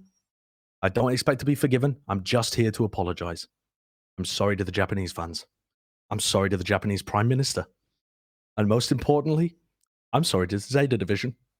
I made a dumb mistake because I am a dumb, bald egg who saves far too much money on shampoo each year. I promise to do my best from now on. Thank you to all of the Plat Chat members for supporting me during this hard time so I can learn and grow and change. I really appreciate it. If you wouldn't mind just hitting the join button underneath this video, we'd really, that helps us through these hard times. And yeah, all I can hope for is you accept this apology. Wow. That's heartfelt. That's That heartfelt. was beautiful. We That will was support you. poetic. I can't believe that vulnerable. there's even an option to stop the baldness going to your head. I didn't even think I didn't think there's 2 choices there. I didn't know. But that's crazy. That's crazy. Oh, yeah. God. I mean, yeah. I'll tell you what, though. Yeah. Tell you what, though, I'm doubling the fuck down. Okay. What? No. I'm doubling the fuck down. I'm doubling down. I'm doubling down. Okay. Oh no. Oh, I'm doubling down. Keep Okay. him, man. Like, Keep him in the upside down. okay. Here's my double down. Oh god. People seem to think that this team was always good and hasn't massively improved. And that to me is the biggest theme of this whole event is how much better Zeta Division have got. They have completely changed their playstyle. They are way slower, way more controlled, disciplined. I mean, the way in which they're using utility for each other and swinging with each other. And yet they all have that level of confidence because they've knocked off their nerves from the opening matches. These guys are playing such a different game. If you look at the game that they played against DRX the second time and the game they played against DRX the first time, and then you look even further back against the games they played like online in Japan, holy fuck, this team has just gotten so much better. And I don't know how. I really don't know how they've been able to make such unbelievable improvements over a short period of time. But holy shit, these guys are insane. They're insane. I think Sugar Zero is a top 3 player at the event right now. He's just nuts. That's not And then even a hot take. No, I don't think that's a hot take. And then I think, you know, they're just peppered with other players that I knew would be decent, 10 like Laz is as well. fucking incredible. And then 10's raise has just been insane. I heckin' love 10, man. I heckin' love it. That guy is actually so fucking good. It's crazy. He's crazy. That dude is like, it's legit. I think this is just the classic sandbag strategy. Sandbag a year and then look good second year. That's just a classic strategy from just Zeta Division here. Yeah, I think it could be a bit of the thing where like when they're playing online and Crazy Raccoon do play kind of crazy, that it kind of just creates an environment that isn't conducive to like conventionally good looking Valorant. But within that, the player's skill is still extremely high on Zeta. And then when they get to the world stage against really good teams from other regions, they're able to learn a bit and adapt and play a more solid game against teams that are also more cohesive. If that makes, I'm not sure if but it's that also, makes sense. But also the Japanese, within that, sorry, it's go on. but within that, it's just the players that looked good to me, that look good online. We talked about them last week, are just in unreal form at this event. I mean, like you knew Laz was going to be good because he already proved it when he played at Berlin, that he was a nasty good player internationally. But he's just been sick this whole event still. He is just so demonic. His chamber is so good. And then Sugar Zero is the biggest surprise to me, at least just from what I saw online. He was good, but I mean, holy shit. He activated when they needed him. And in the group stage, I think especially in those games, he just started going crazy.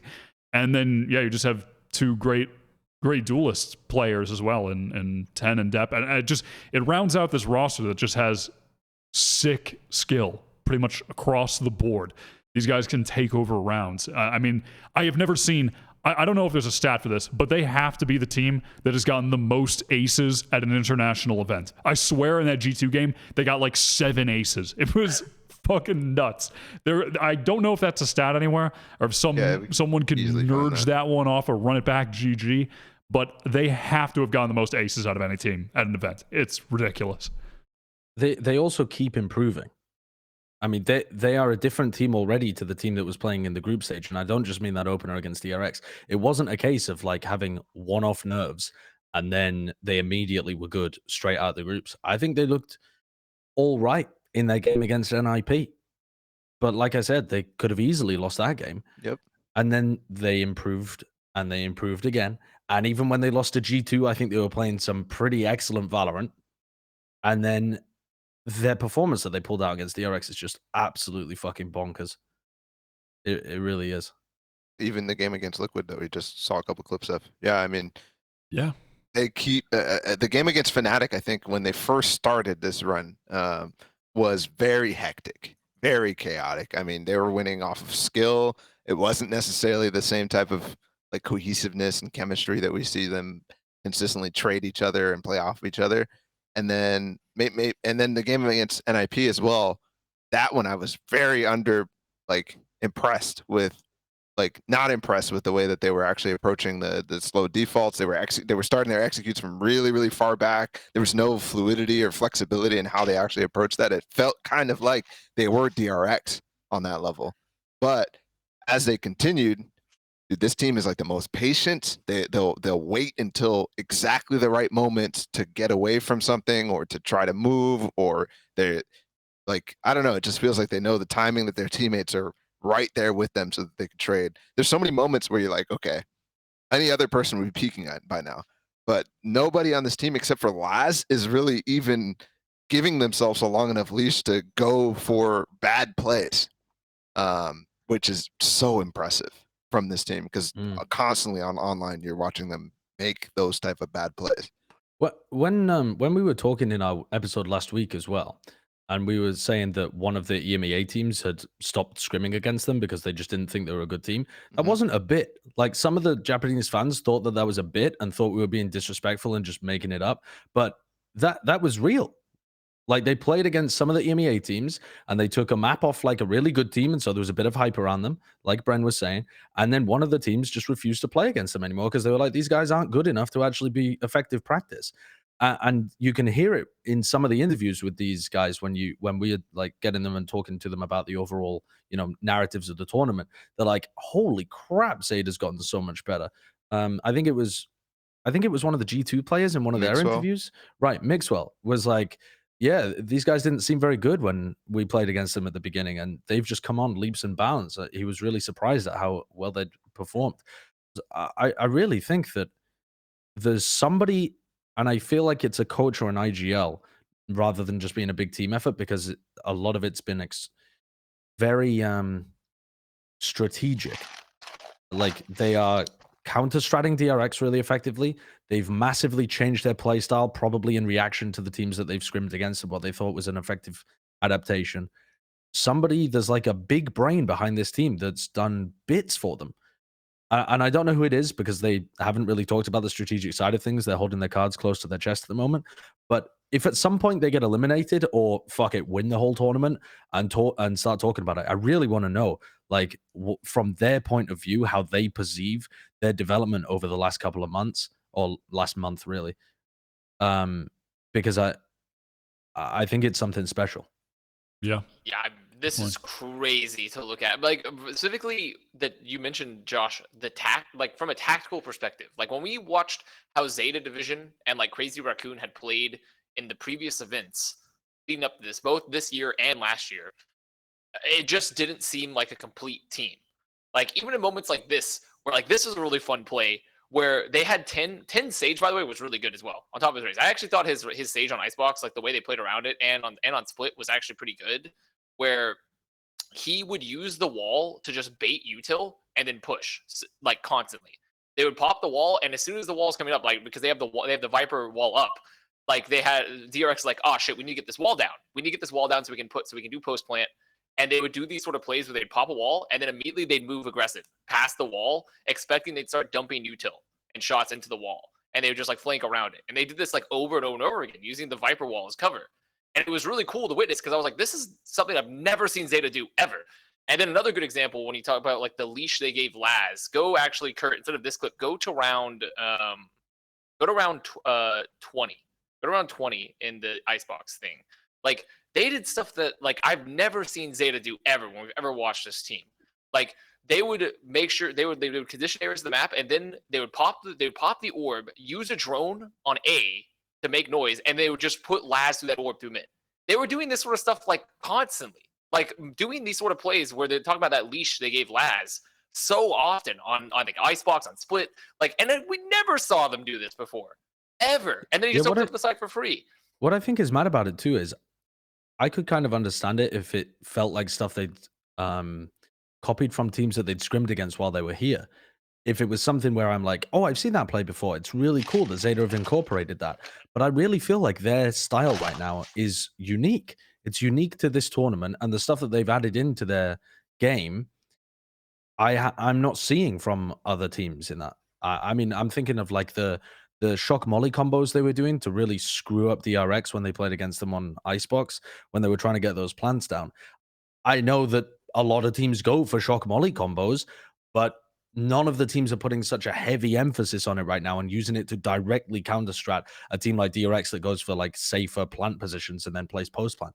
These kind of ideas don't feel like they're being copied. They feel like they're being, you know, actively created by Zeta Division, and they're one of the teams actually pushing the meta forward, as mad as that is. Yep. I mean, you could tell just the shock molly example. No team is like consistently hitting the timings that well in so many different plant spots. You know, so Yeah. you could tell that's something that they clearly worked on. It's just crazy that we didn't see that shit at all in the first game. You know, it's such a mind blowing improvement. And you're right. I struggle to see how and where they come from. But I do know that in situations like this, when teams get on a run like this, they will take a lot of the ideas that maybe they've had in the past and they'll just start running through them. They might have practiced it even prior, but they just like never really get to a spot where these things really work. But then when they really are clicking together, all of a sudden they have the comms, they have the chemistry, they have the awareness of each other to be able to pull them off. And well, we did a comms piece, by the way, where you could hear the Zeta Division communications with each other in a round. And even just from that, you can tell that these guys are good. Like extremely efficient communication, calling very effectively for other people's utility to be used to set them up, and immediately working with each other in a way that isn't just like, we have an exec and we don't really need to comment because we know what everybody's job is. It's like it's an improvise. I think the clip that they used was like an improvisational AE split on split, something like that. Yeah. And the way in which they were calling for all of their utility and asking people to hold angles for each other and this kind of stuff is very structured. And Yeah. I don't know, it's just working incredibly well. These guys are also just hitting shots. Yeah. I mean, they're in great tournament form. It's crazy. But yeah, it's cool to see how effective they are at working these Laz lurks on attack and setting them up to succeed and find positions to take advantageous duels. And then so often in the late round, you have him or Sugar Zero able to just close the rounds out, and even win rounds where it feels like, you know, you say it's like it feels like a round they don't deserve because they're at some kind of numbers disadvantage or some sort of disadvantage, but yet those guys are able to pull off so many big late round, you know, whether it be a straight up clutch or crucial kill to win in those scenarios. And I also, I think one of the unique aspects of their play also just comes down to the fact that they're the only team that's still playing so much Astra in a meta that is just Omen and Brim defined. They have stuck with the Astra and have found a way to make it work. And not just make it work, but have a guy bragging hard on the role, but also effectively using the utility both for his teammates and himself. Like there are a lot of moments where he's playing around his own util very effectively, but they're also still managing to use the grav wells effectively as a team, which no other team is doing at the moment. No other team has an Astra. I mean, has an Astra, end of sentence, but also has an Astra that has managed to play this effectively in the current meta. When they play on split attack, right, just a little micro example, they play a lot of the time so slowly and in such safe positions that they are drawing both smokes out of the Omen player before their Astra has even used a single piece of utility. And that, when you look at the agent balance, it almost feels like it should be the other way around. Like the Astra only has 4 stars, you know, they're not on a cooldown. Yeah. That player should be feeling the pinch when it comes to the balance of the smokes. And their play style puts enormous pressure on the other team in terms of their utility usage and saves so much of it for themselves for when they actually try to commit to taking the map or going for an exec. Even defensively, that's a theme as well. Just the way that they use the Viper in combination with the Astra to lock down 2 chokes rather than try to have like the Astra lock down multiple by themselves.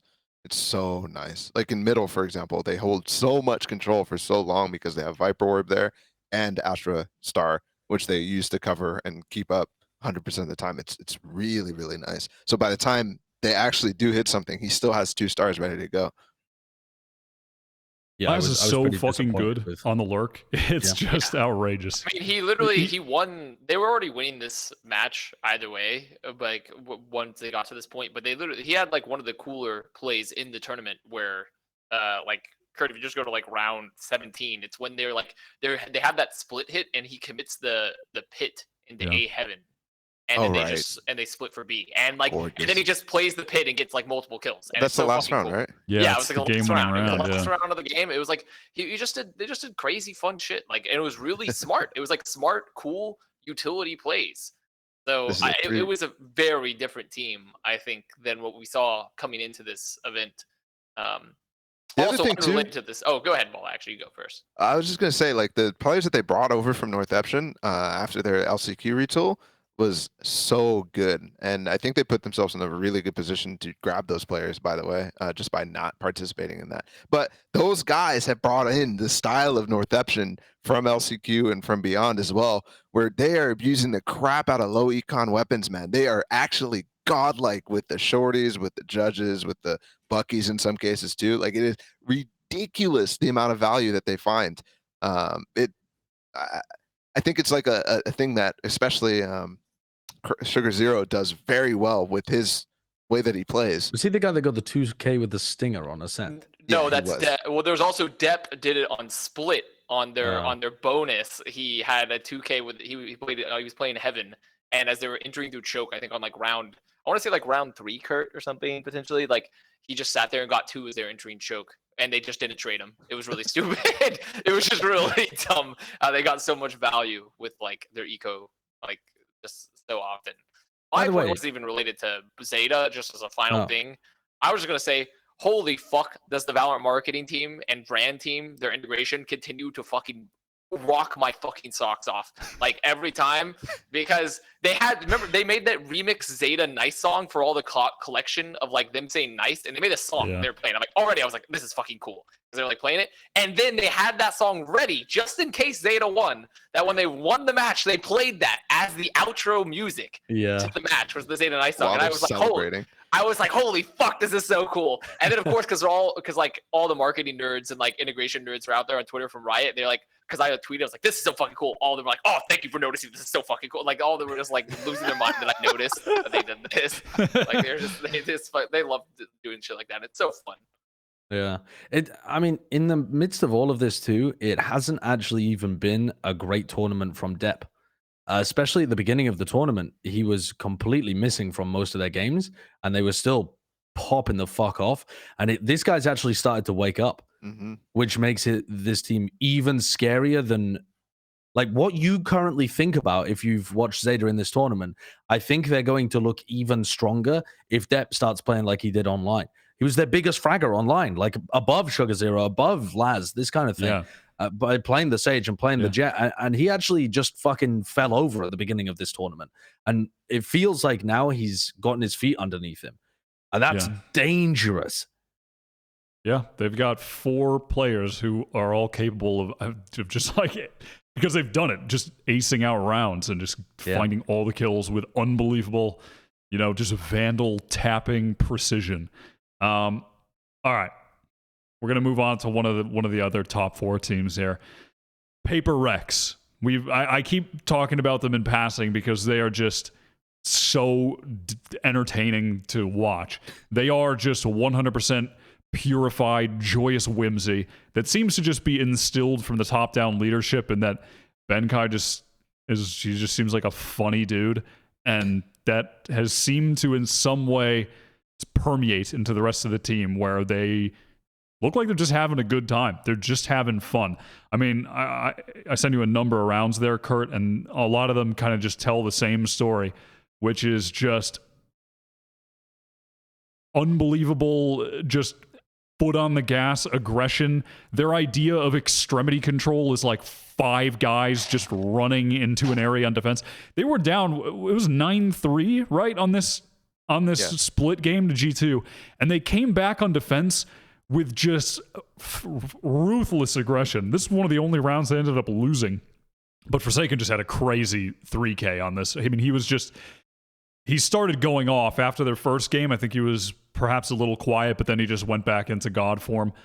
And he just rolled G2 on split. And then the Yoru on bind was just something else. But this team is just so aggressive in the most fun way, but with a lot of coordination in that they're just always on the same page with the aggression. They have always just an ease in their willingness to help each other while they go for these wacky plays.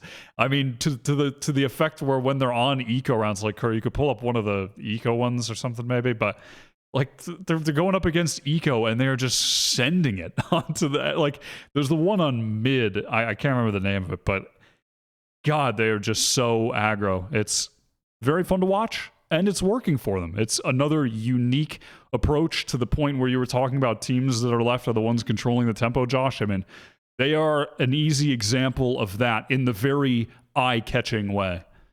Something that I really noticed in the G2 game as well is that they hard punish teams that aren't willing to throw fakes at them.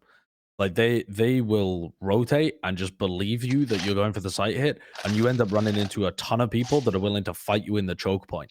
So that was like a little thing that I picked up from the G2 game. But I think in general too, is this going to be the Yoru play where they tap the player, they ping the player to set them up for a fault line, and then you just can't avoid what's going on here. Yeah, and it is. It's such a great set play. You can just see Meadow is just lost in the sauce at that point, and they just loved having Jing with like a Bucky or a Judge get into U-Haul, which was pretty funny. I want to kind of this style. I firmly believe it wouldn't work if they didn't also have those shit ton of set plays that they can throw at you too. Yeah, because I think one of the key themes to how PaperX plays is if you try and put yourself into G2's shoes, you're not really sure whether they are inting or coordinating a crazy set play. And I think that's so difficult to read because sometimes it is just coordinated schmeeging, but sometimes it's an insanely elaborate set play where you need to get the fuck out of dodge really quick and read that it's coming, or you've just lost the round instantly. And so from G2's perspective, or for any team that's trying to deal with this, sometimes you're going to have to fight them and stop giving up that space because Jing's just going to run at you and start challenging you. I mean, this was just fucking dumb. It's against an eco. It's just this is the round I was talking about where Nuki just ends up mid and they get slowed. Yeah. But I think that if you put yourself in the shoes of their opponents, it is so difficult to get a read on whether or not they are just ego challenging you and you need to start shutting that down, or whether you need to bail because they're running some heavy elaborate strat. So they kind of like they have, I'm thinking about it in fucking poker terms really, but they have like a large amount of these big value set execs, and then they throw these like bluff we're inting at you rounds in there too, and they'll both catch you off guard because the response to both of them has got to be so different, but they're very difficult to read in the moment. Yep, they just hit their randomizer and see what they have to do on that round. And there you go. I mean, this is another one where they're just on eco and Forsaken's just, he's got 30 HP and then they're still just trying to fight and they're dying to the sheriff. So then he just posts back up on the angle. Vova's like, oh, let me get the fuck out of here. And then he just gets caught. He swaps to the rifle. I mean, it's madness. Like, that's one where it's just madness. But they're all just fighting with each other. They're all just swinging. They're taking the fights. There's no hesitation whatsoever. That's a good example of the opposite of what you're saying, or just that other kind of round, rather. Not the opposite, but the other kind of round. And those kind of rounds remind me of FaZe, but FaZe, when they were on their run, never had any of the level of the coordination and set play stuff that makes them just exponentially more difficult to deal with. So I think this team's going to do some serious damage because they look like they're in outrageous form right now. I mean, Forsaken and Jing look like the best like frontline duo at the whole tournament. When you're playing against them as well, you kind of saw it on the periphery when Kurt was showing the stats earlier with the first kill, first death.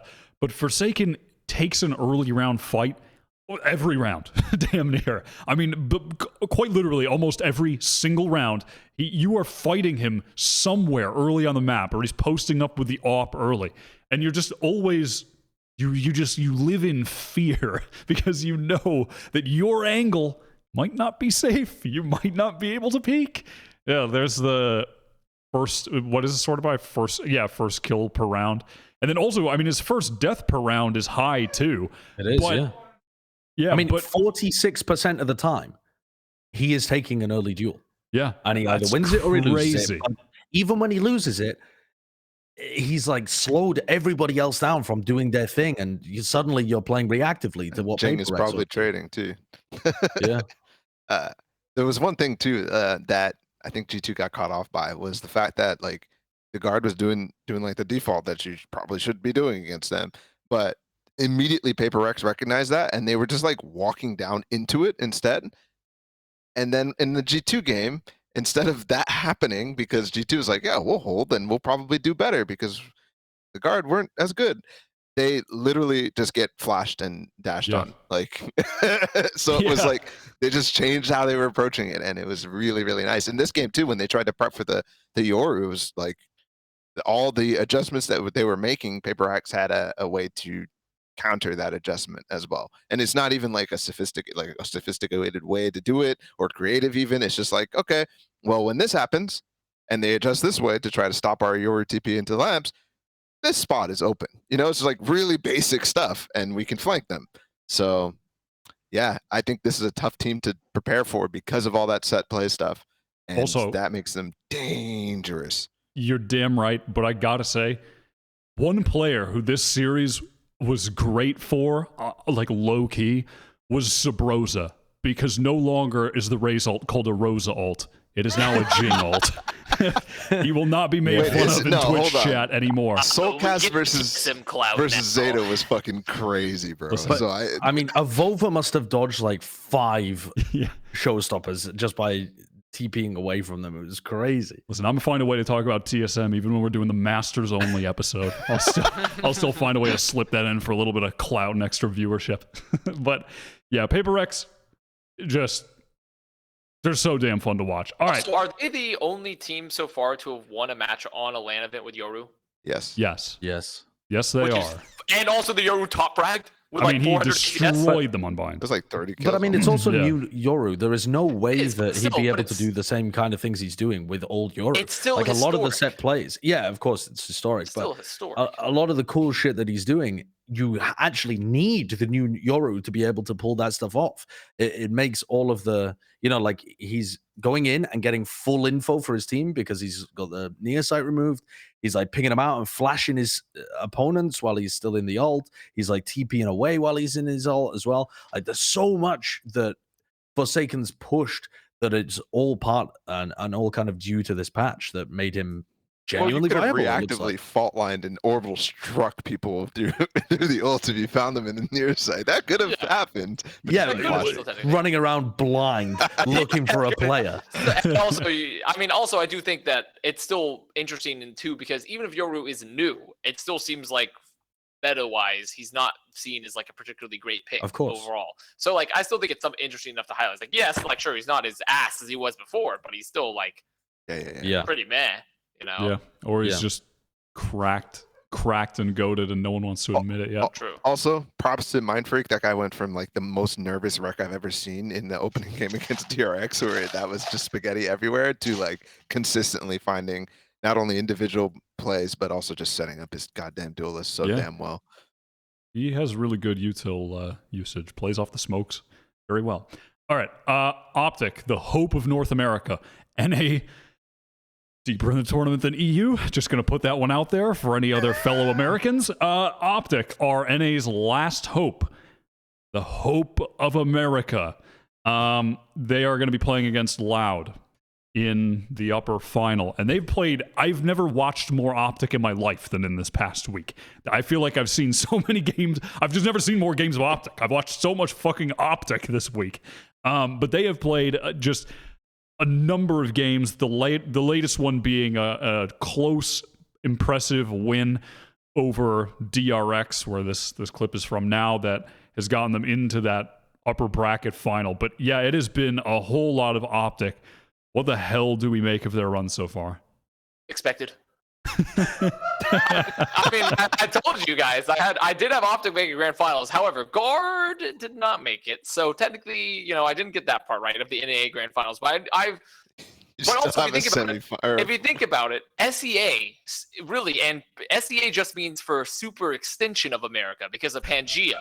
It was all one continent at one point anyway. So I mean, just remember that. Just remember that one, guys. But I mean, I don't think I don't think it's that crazy when you think about how OpTic have been performing coming in to Masters, right? They looked fucking. Their form looked incredible. Their form looked really good, and now it seems like they've only continued to level up as they've gotten here to Masters. So I'm like, fuck yeah, like this team looks fucking incredible. I don't really have much else to say. They just look fucking good. They look really fucking good. I've never heard more just like America. Like, dude, I'm on the straight up NA Hopium, NA Hopium, Copium, like whatever. I also think Marved is like looking like the best smokes player at the event. So I mean, Sugar Zero really exists. Yeah, Sugar Zero looks good, but I'm still putting Marved in that category. I agree. Sugar Zero should be up in the conversation. Like I'm not saying, I'm just saying, Mike personally, I think Marved is looking like the best. But Sugar Zero, I wouldn't be mad if someone picks Sugar Zero. You know, I'm not gonna be mad about that.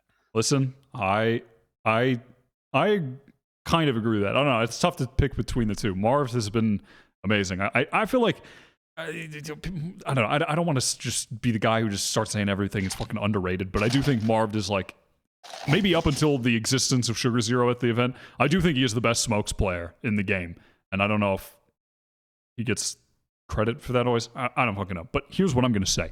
I'm gonna say something right now, and people aren't gonna like it, but it's the God's honest truth, okay? And you guys might not like it either. We'll see. We'll see. Okay?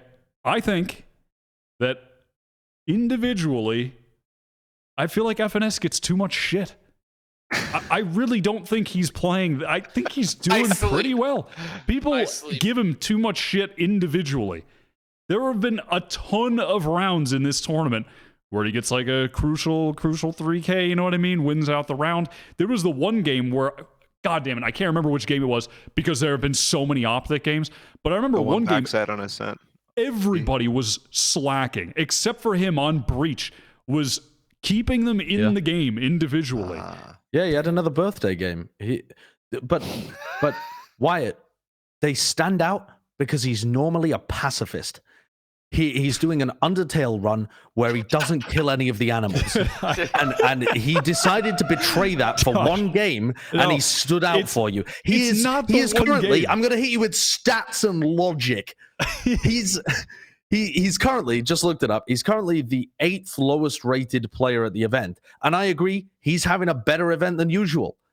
But it's not that he's like, what's impressive about him at this event, in my opinion, is that he's like buying time for the rest of his players when they aren't turning up. I think he had an insanely crucial half a map where Victor was nowhere to be seen, that without that, they're in the lower bracket, they're like maybe going home even, you know, like it would be a different tournament for them. That was I agree with that. But I think even that game aside where he did bail them out individually, I think it was on Fracture, if I remember correctly. Yeah. Even that game aside, I do feel like he's one of the players that like he will pepper in those rounds for you where he's like playing Killjoy on Ascent defense. They hit his sight and he gets 3 for you and wins you some straight up rounds. Like he's not the consistent high fragger, but I feel like he has enough moments of I'm going to get like 2 or 3 kills that effectively win this round that he like should be in a higher regard individually. And I think people's minds I feel like he gets no credit at all, where it's just like it's too extreme. Does that make sense? Do you guys understand? So what you want us here? to do is give him random credit for when he, like, not random credit, but give him credit for when he randomly pops off. And that's he's just like, Yeah, but he does it with some consistency. I think he's just. Yeah. It's like the problem is he's fine, and people. I feel like he's fine. Why don't you just and drink it's your more water, so that he's man? bad. Just I'm drink just your saying. water. Okay, see, no, listen. Listen. He's From brave. which water? Pick a Dude, water, huh? I'm Any just of them. saying. Too much shit individually. Well, It's I'll too tell you much, something, great. okay? I think he called a phenomenal game against DRX in DRX. particular. I think he played super well, and he's definitely had that moment which was so important. Was it this game against the Guard? It this the was one where this he game played that really he well? kept the Yeah. minute. Yes, it was against the Right. Guard where they were gonna. Yeah, Yeah. it was that game actually. Yeah. And I think in general, he seems to. I can't exactly remember this, but I seem to remember we had this same kind of conversation at Berlin where we were saying, "Oh, FNS is actually performing a lot better at this tournament." Or maybe I'm mixing him up with Steel though as well, because I remember we definitely had. No, that it was about conversation at some point. him at Berlin. I remember. Right. I Yeah. So remember. maybe, like the big moments, he just finds the ability to have that extra bit of impact that's really important for his team. But I think the most important thing he's actually contributing here is the ability to read his opponents and get the the little extra percent out of the adjustments that they make. Yeah, for sure. I have not been I've not been on the hard OpTic train though. I know that they're guaranteed top 3 at this event, but coming in I had them as my favorites, and I don't think they're my favorites anymore. I think I'm on the Loud train currently, but we'll get onto them. Oh, don't curse him. Stay on that OpTic Okay. train. Yeah, actually, stay on that please fucking stay the OpTic fuck train on it. right now. Tell me about how But I OpTic also- are the best team in the world, Josh. I think for me, it's come down so much to whether Victor is online in these games, and I don't know whether they can just access that anytime. I think as it comes down to later games, though, I think EA has more potential to take over, because I think you're going to be so deep within the weeds of adjustments and counter-stratting and whatnot that like he like in the game against Gambit as well, like in the finals, like he had the opportunity to do that type of stuff. So I don't think I have as much insistence on Victor in that type of game, which makes no sense and it's counterintuitive. But for the most part, I agree with you. I also think though that if we're thinking about like the game that they're going to be playing against Loud have been playing from the comfort of their own hotel rooms. I don't know what the situation is going to be of whether or not they're allowed out of isolation before this next game, but that might be a bit of an adjustment period in a massive game. So they're gonna get PTSD? Is that what you're saying? Like, What do you mean PTSD? for I being just stuck in the hotel room playing. no. LAN again? What I mean is I phrased that wrong because I said them instead of actually using a team name. But I mean for Loud, it's going to be okay. an adjustment getting out of. Just continue. Where did Getting he go? out of- Where'd he go? Going to be an adjustment for Where'd he Loud go? getting out. And back onto the Out? stage. Okay. Okay. getting onto the stage. I see. I see. Right, the Wow. stage, of course, yes. Oh, right, yes, of course. Yeah, anything else pertinent that we want to talk about with OpTic here, or is it time to talk about Loud?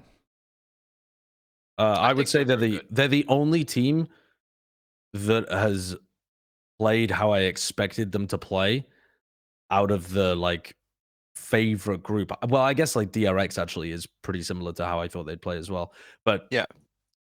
I think OpTic are currently playing how you'd expect OpTic to play. It Do we hasn't put really any been like stock into the first match against Xerxia, or is that like just like a fluke thing that happened? Because to me, there was like some really bad moments in that game, but since then, all of that has disappeared, which is really, really good. And kind of at first, when we watched this game, I was like, "Holy fuck!" Like they're just a choking LAN team. Like, On they FNS's have no best mental game. rest. You look at the stats. You look at the stats. Bit of an off game. Rough one for him. Yeah. Well, he was playing Sage on Icebox, so I'll shoot him some bail. That's a True. He did tweet shit about map. playing Sage on Icebox again. and Sage how on sad Icebox that is. does suck. It is. I was just like, they have a no way to mental tank your resilience. stats for your team. But after that, they clearly completely shook that entire narrative. Like I'm no longer saying that like they've lost maps and come back. They've won like it's a lot different. I think a lot of it comes as well to the amount of cringe comps they're playing too, because it's so far out of the meta. It's like, hey, this is something that nobody's gonna be ready for, so we can win with this one. Yeah, 100%. Okay, loud. It's loud time. Now I'm gonna say up front, I'm gonna keep my. Listen, I want to pog. Okay, I want to pog, but what I'm gonna do is stay calm and relaxed because I don't want to curse them accidentally by getting too excited. So I want everybody to give calm, reasonable takes about loud. Now, I'll begin. I still think I'm going to stick with my prediction of them winning the tournament. I believe that they're the best team there. Now, I hope that I'm not somehow cursing them by saying so yet again, because they're so close. They are so close to winning. So I'm going to keep calm, and I'm just going to, enjoy continuing to watch loud and see what happens. Players are playing very well. Saucy, very bald, much like you, Josh. Very similar. Have you been in the same room as Saucy yet, or what? I haven't actually. You haven't yet? The balds have not convened. Just the meeting of the balds has not not yet happened. Link already left? Did Link You, Saucy, and already? Tom. Yeah, I've walked past Link, but I didn't touch. Well, I wanted to foreheads have with him or I anything. wish there was a content piece. They got you, Link, and Saucy all in the same room. And have Tom Biz run the content piece. That would be perfect. But that being said, someone take it away. Connor, we haven't heard from you on loud yet. Tell me, what are your thoughts? Here's what I'm going to say. I was a driver of I don't want to talk about Brazil anymore. Narrative because of all the previous moments that have happened throughout Brazilian history here in Valorant, and mostly perpetrated by us here on this podcast. And when I watched an IP, I was like, jail Valorant, I don't think this is what's going to do it for me. But loud, you got me. You got me. This team, it's pretty good. It's pretty good. They're doing shit I have yet to see this region really effectively do, consistently. They're looking like an overall great team. I mean, the shit, I love the plays they're doing consistently with Sodhawk and Aspas. They do them so often, on pistol rounds and even on various other rounds where they'll just especially on pistol though, here on Ascent or even on Breeze, where they'll just take an area of the map and they'll use a drone and they'll follow up with a knife or a flash to give Aspas space, and they'll just take a complete area of the map on pistol. They'll do that both on defense or offense. It's great. It's great. I think overall this team is extremely polished on all fronts. Everyone fucking frags. They have the second youngest player on this team, right? Les is 17, I believe. And that dude fucking anchors like a beast. That guy owns. He's really, really good. So overall, this team is legit. I will say we can now talk about Brazil. We can talk about Brazil, but only because of their one fucking super team that they have moved heaven and earth to create. They have done it. They have finally assembled all the Infinity Stones. They've done it, but sure. This team's legit, and they could legitimately win this tournament for sure. Yep. My face when you've been madly ranting about a Brazilian super team for over a year, and they finally play at a LAN. But this is that's not even a good prediction, man. That's just saying I'm gonna say it that's just you put enough energy out there. Eventually, it's gonna become true. They've got enough talent in Brazil. Wyatt coming out first, being they're going to make a good team one day. 10 years later, good team emerges, so. But I think it's fair, Wyatt. You were the first on the train. You win this round. No. I'm not trying to do a thing. I'm not trying to pat myself. No, you win. Taking credit before I'm not trying to take credit. You win. It's just take the victory. Okay, I'll take it. Well, I haven't gotten the victory yet, which is why I'm not getting ahead of myself because the tournament's not over. You can only take the victory because this is the best Brazil has ever done and is the best team they've ever produced. Still, yeah. See, it's even just more so than Vivo Keyed. It's also Connor. It's if they win, it's not just that I've been ranting and raving and screaming at the clouds for Brazil to just combine their best players and make a super team, and they find out. No. it's also when you talk about Plat chat overhyping Brazil, you're talking about me. You're talking about me doing that for like 2 years. So listen, I am just sitting here and I'm patiently waiting to see the results, and I hope Loud go out there and do their best and win the game. Give them hell, boys. That would be very nice. But I'm not going to curse them by getting too excited. I really think anyone can win this tournament still. I think there's a serious mix-up of different styles, and it's not necessarily a rock, paper, scissors element, but certain teams seem to match up much better theoretically against others. And also, I believe the grand final is BO5, but I don't know about the other matches. Lower bracket final and grand final or best of fives. See, that really does change things, I think, because OpTic have a pretty insane depth to their map pool. And Loud's map pool is, I mean, if you just look at their stats, it's fucking nuts. But I feel like there's a couple of places where teams can take them that might be able to exploit that. And I don't think that I've necessarily seen that depth as yet from a Paper Rex. And even a Zeta. Yeah, and honestly, Zeta as well. Although Zeta's map pool is not terrible, but I think if both of these teams, now that both of these teams are guaranteed BO5s, they have a big advantage over the other teams because they have a lot more depth to their pool. Yeah. But I don't necessarily think that they're like, I don't necessarily think they would actually be like guaranteed to win BO3s against even the teams down there in the lower bracket, your Zeta and your Paper Rex. Loud have just looked so fantastic in this game against G2. But I also think you got them on their 2 best maps, arguably. Where they just have... Breeze? Yeah, I mean, I think their Ascent has been hands down their best map. And then their Breeze just allows them to...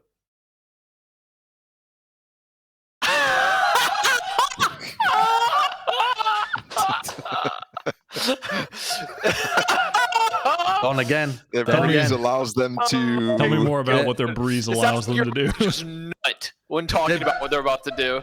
Their Breeze allows them to move Aspas around the map so much more now that they've changed their composition. This comp, they had a ton of new ideas with it, and they went super mobile and set up Aspas for a ton of different stuff, and it looked sick. I don't know if they've just got a bunch of new shit that they've cooked up for this tournament too, though, because I don't think their Fracture looked amazing. Their Haven looked weak when they played it against Liquid. Their Bind, I think, might lose to somebody like OpTic, who's just god tier on Bind. But this team has actually already demonstrated that they've changed things compared to their dominance online. They have not stuck with the mantra of, if it ain't broke, don't fix it. They're like, no, it's not broke. Let's make sure it's even better than everybody else's. Yep. Which, to me, is crazy. Like, this team has such a winner's mentality. Yep. And just remember, it's all about, if we win Iceland, that's cool, but it's all about champions, baby. All about Loud winning champions. Deconstruct the hype. Nice. Also, go Arthur, go deconstruct the hype. Also, just one final point of me pogging. I feel like in this team online regionally in Brazil, I feel like Saucy has just been chilling because he really just hasn't need to be walk on water Saucy. Yeah. But in this tournament, he went crazy Straight on back G2. to it. Yeah, it was just, okay, well, it's been nice taking a break in Brazil and letting Pancata just run over every team. But, now that we're on the big stage again, I'll just get like 50 kills in a series and die twice. That 4K spray transfer on against Liquid on back yellow. Just insane. Okay. Most memorable plays still. Now, I want to do something here for a second. Just, Josh, this segment might be a little bit for you, okay? Just a little something. We've talked about all the teams, and I mentioned it when we talked about OpTic. As an NA fan, I want to extend. I'm not really an NA fan, but as Connor's an NA. Well, sure. For the sake of the segment, I love America. I'm gonna, as an American, extend the olive branch to you, a European who has suffered just a sad defeat at this event. Okay, I know this is so sad. Not even watching Ricks and 10-star VODs can uplift the mood for you at a time like this. So sad.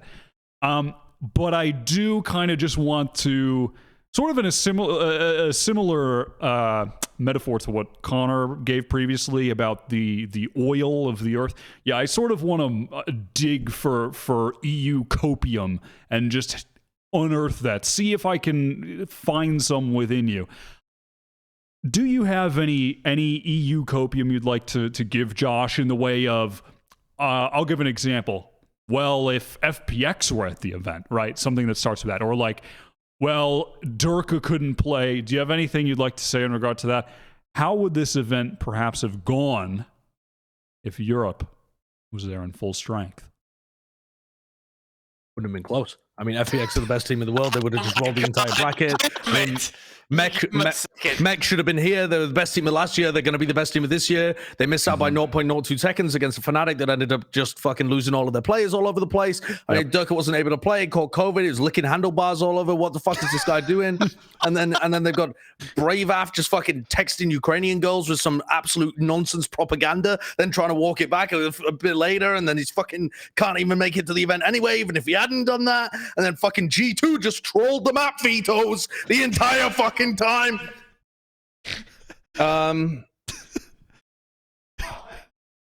Yeah. That's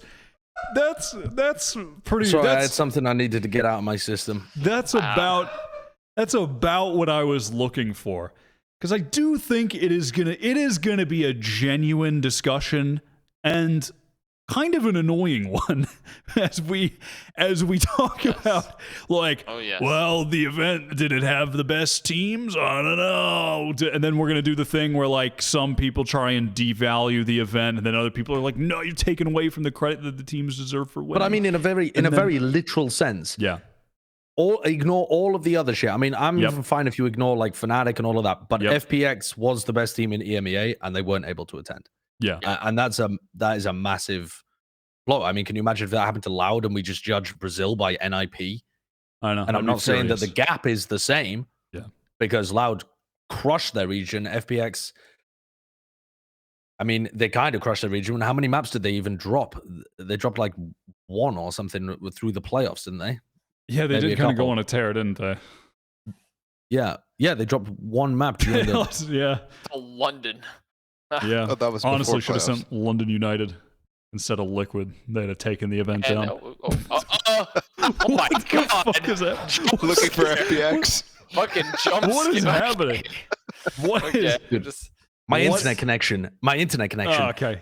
That's another fucking reason that EMEA lost.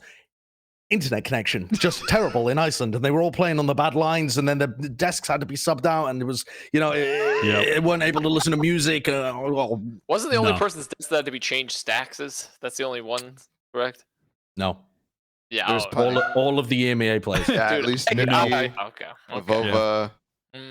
I mean, this is just so sad for FPX fans, Fnatic fans, so sad for EU, but also going to be fun making fun of Europe after another Iceland for a few months until the next event. You could just hear the ghost of Ryan Central in this moment right now. You can hear the ghost of Ryan Central. He's still alive, by the way. It's just Europe's not at the event, so like he's still alive. It's just overall. He posted the Copium tweet yesterday too, and I responded being like, you know what, that's all very fair, but don't care, didn't ask. Plus G2 lost to Yoru. That means so that's just like don't care, didn't ask. Plus LLL. That's just at the end of the day. That's all there is to it. I feel like that's the thing about the EU Copium. The worst part is like, yes, FPX should have been there. It's a shame. Like this tournament is way different because of that. Fnatic, their 2 impact players are gone. There is no excuse for G2, though. There is no excuse for G2. There's none to be had. Like, G2 stands for going to airport. There's no excuse. And I mean, Liquid played better than they did online too. So it's not like, I mean, honestly, for region to take an L, they beat ZETA. I forgot about that one. Also lost to a Euro. Yeah. For a region, to take an L, it's the best case scenario for Valorant that it's the region that won the last 2 events. Like, for sure. If one of the other regions just got obliterated, I mean, let's say APAC or something, North America. They have another. Yeah, sure. They have another Bren Esports situation where they can't turn up to an event, and suddenly, those players have just put in the entire year, and they're not able to get those points at all. Yeah, I think that would be way more of a blow. I mean, we know that EMEA is still going to be competitive. Yeah. So it's not worrying. It's just a missed opportunity. It's annoying from that perspective, and it's gutting for FPX, but it's not damaging overall. Sure. Okay. The wider discussion that we're kind of getting at here, though, is Masters Reykjavik sort of the turning point for Valorant, where at this point the circuit is essentially open, you know?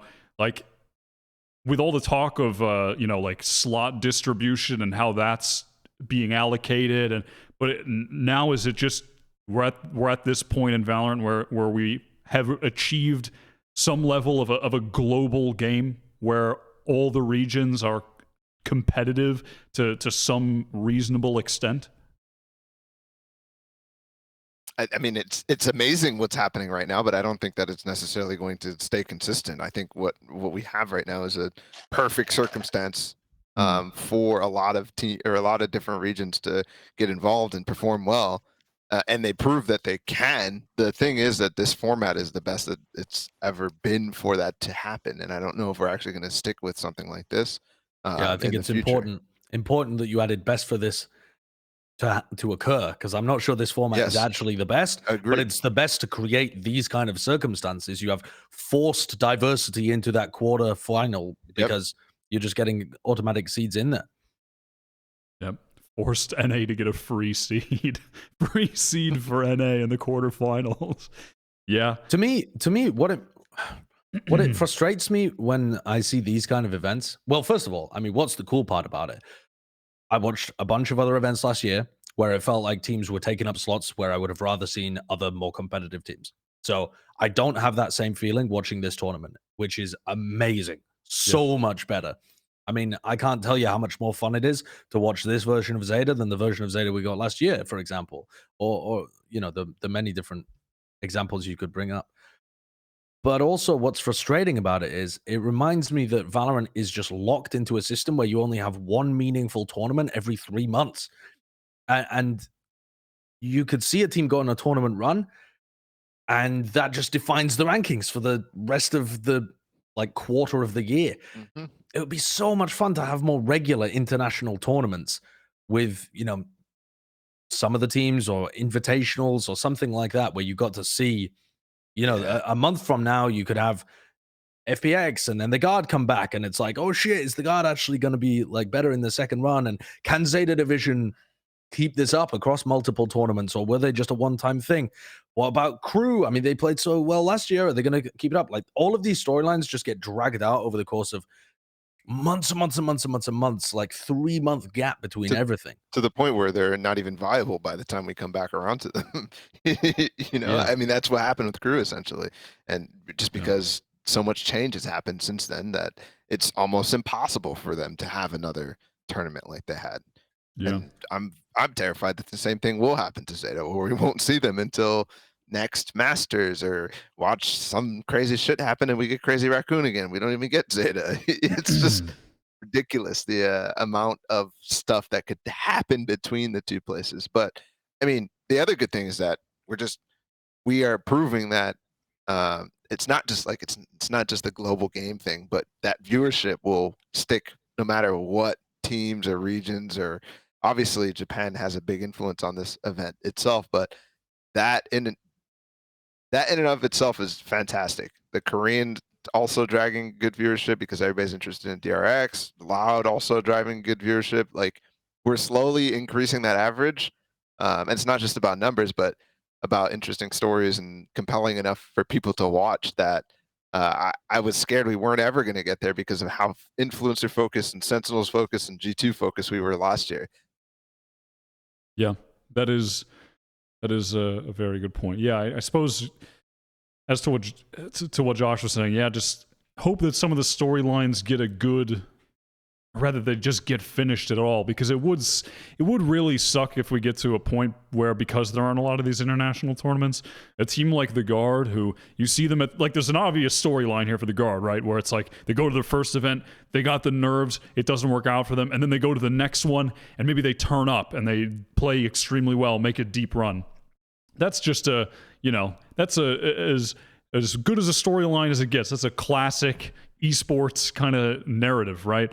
But it might not even get to that point because of the way it's set up. Like if in NA, let's say the next tournament, the top 2 spots are OpTic and Cloud9 and Guard get 3rd. That's not an unreasonable future to have whatsoever. Cloud9 were, they almost made it this time. So, it's sad that you might, or it's unfortunate that some stories, it feels like they might just not get a conclusion. It just gets cut off early, No, go on, Balla. To also put into, to like kind of answer the question, if it's a turning point, I think it actually could be, in the sense that Riot has been pushing hard to integrate a lot of the other regions with the way that they're adding slots, allocating to Japan, whatever, LATAM, all sorts of places, so that they can grow that player base or grow that viewer base, whatever it might be, that population over in those regions. And I think that this proves that that is worthwhile to go for this event. I'd also, the question is Masters Reykjavik the turning point for Valorant, and the turning point indicating that it's more of a global esport, not just in terms of viewership, but in terms of like people that can run deep in tournaments and make top 4s and maybe even win the event, right? I think it is going to be a turning point, but I'm not exactly sure that that's as good a thing as people seem to believe. The reason being that it doesn't seem to me like the success of the other regions, and I'm still going to use the word minor regions to indicate like the regions that have either lower player base or historically aren't into games like CS and stuff, but those regions haven't really like trickled down and become tons more competitive as a result of going deep at these tournaments. At least not yet. That doesn't not yet happen within 6 or months or a year. But it's always the same teams that seem to be returning, and the same players getting better, and the same experience like building upon itself. For example, the DRX guys, those have been at the top of the game in Korea, apart from that, small period of time where Newturn made it to Reykjavik. But they are very likely to, build on the experience that they've learned here and come back again as the best team, whereas the other teams in Korea don't have that opportunity. You got ZETA Division are very likely to be able to do that with their roster right now. I think Crew have shown that with coming back again and again from LATAM. The Vikings core of Sassy Sadak are back again with this one. Like, I feel like we don't actually have a system where the whole region is being built up. It's more that one team at the top of the pile is getting the advantage of always being able to go. And so they're going to make deeper runs, but the region itself is probably not going to make deeper runs. I don't think it's I don't think it's a coincidence that the same teams keep coming back to Masters, or the same players at least keep coming back to Masters. I mean, the EU has sent the same teams the significant amount of times as well, like, right? So I don't necessarily think that that's... Well, they wouldn't have done this time around. I mean, if it had run normally, you would have been sending FPX and not Liquid, and that would have been a very different crop of teams. Yeah, that's true. No Mech, no Ascend, no Liquid. Like that's pretty different.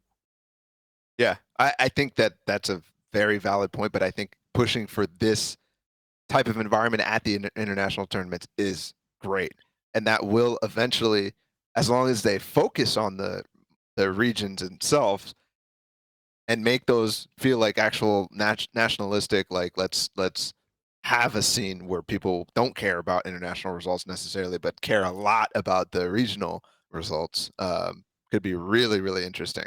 Yeah, I'd love to see just like the finals of each of the regions be a LAN event. I think that would be massively beneficial. Or to playoffs, even, just like anything. Yeah, or just the playoffs. This event has made me realize how much, again, I mean, I've had these realizations multiple times in all sorts of different games, but LAN matters so much in decreasing the randomness of results, and that needs to eventually change in Valorant. I know it's a weird world situation right now, but for sure, one day. I think we're at the tail end of it, though. I mean, considering that, like, I mean, at this point, realistically, there was already, I get where Riot Global was, what they're doing for the reasons they're doing with their LAN events in this past year or so. Sure. But I don't think, barring unforeseen circumstances, I don't think that there's any reason for them to continue that sort of aversion to LAN events heading forward, realistically. Now, you mean due to COVID regulations and stuff? Exactly, but I'm specifically like, but there's really not like there's a whole region where they essentially don't exist anymore, and it's one of their major regions.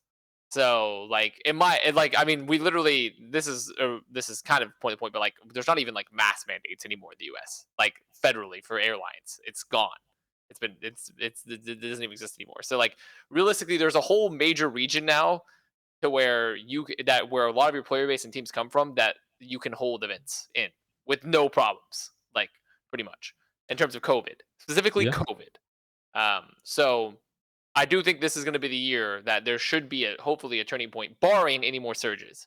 Like if there's a huge COVID surge, then yeah, I mean that's life, right? You can't deal like that's just how what happens. But I think this should be a good year, hopefully, for lands and research. And also, isn't that the point of the VRL of the VRLs and like some of The regional leagues? the regional leagues, and also like they specifically stated for their roadmap for this year that there's supposed to be like a 2 to 3 month period after At the end. VCT with more like land events and like tournaments. So hopefully those things are on the way. But that's also off season. That's like prime rebuilding time for That's teams also to be probably mosters around. mostly going to be influencer focused because that's the thing to do. I love right now. Let's go to influencers. rivals. Yeah, I heckin' love influencers. Okay.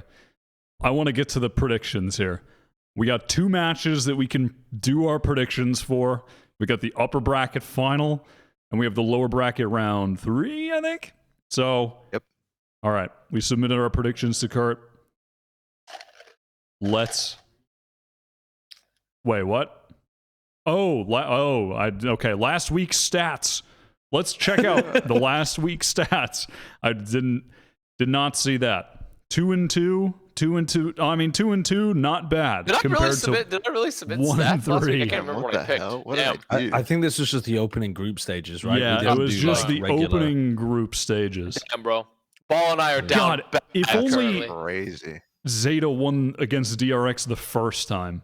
I can and not tell the you guys for a second time. I can tell you guys for a fucking fact. If we were doing preds for every game at this tournament, this number would be down atrocious.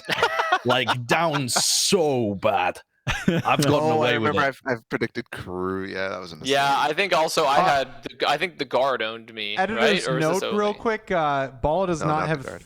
63 predictions. I put 30 instead of 20 Oh, for his. Yeah. okay. But, So, okay. yeah. So the percentage is Thank still you. right, but I gotcha. appreciate that, Kurt. All right. Making me look not as bad. Okay. Yeah, mine is fucking tragic, but you know, sometimes you put all your eggs in the Zeta basket at the wrong time. Listen, what can you do?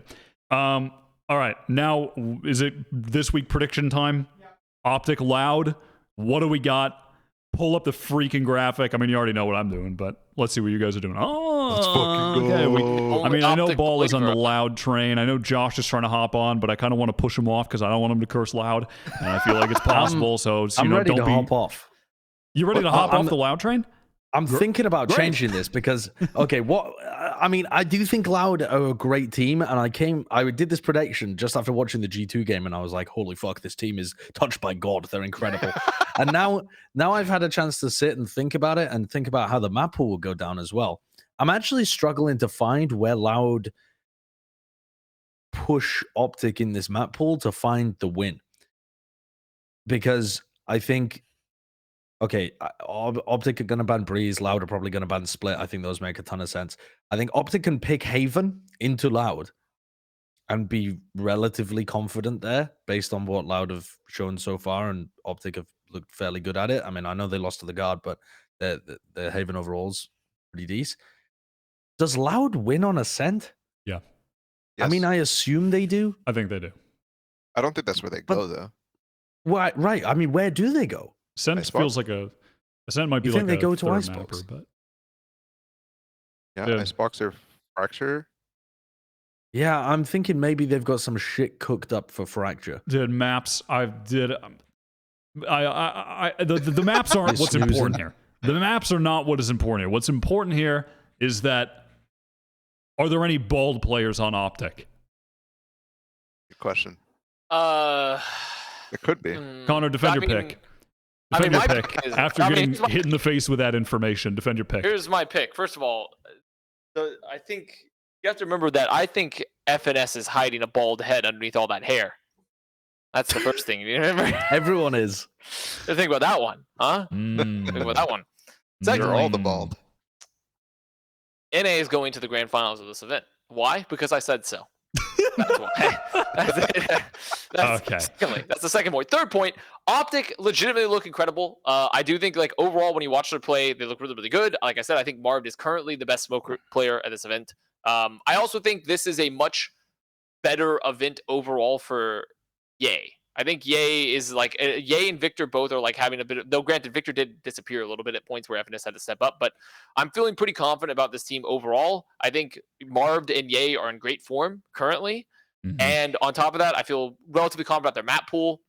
I think their calls are really good. And I think the one thing that they can definitely deal with that other teams so far that played Loud that can't is in particular some of these map control plays that Aspis has been set up with Aspis with like Soundhawk and even like getting some support from the other team, but mostly those micro plays they do.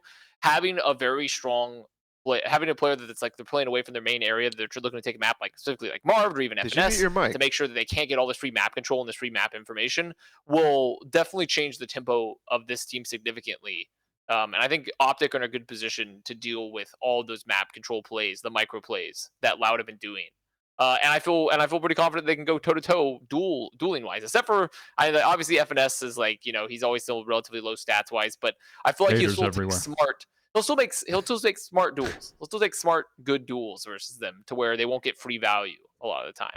So, dude, me and Balla are straight tripping because you just muted for like all of that, and I didn't hear a thing. I could just see Wyatt nodding along. Like, I was because also I can't hear you guys anymore now. Wait, what? You can just hear it through the speakers of Wyatt. No, I can hear Balla, but I can't hear Josh. What our program is tripping out. Something's just gone refresh crazy. your page. Disappear real quick. Hit that refresh, lads. Hit the refresh. Now I can finally tell you the truth about Loud. Now they will just get this victory with such ease. I saw people doing this matchup thing where it was like comparing the players on Loud to OpTic, and like honestly, just every Loud player is better than their OpTic counterpart. Are you guys back? Yeah. Was that a real point? Yeah. Is that like you actually? Oh, you've got your wrong mic on, Connor. Wait, do I really? Do I have my mic on? Wait, why is it not?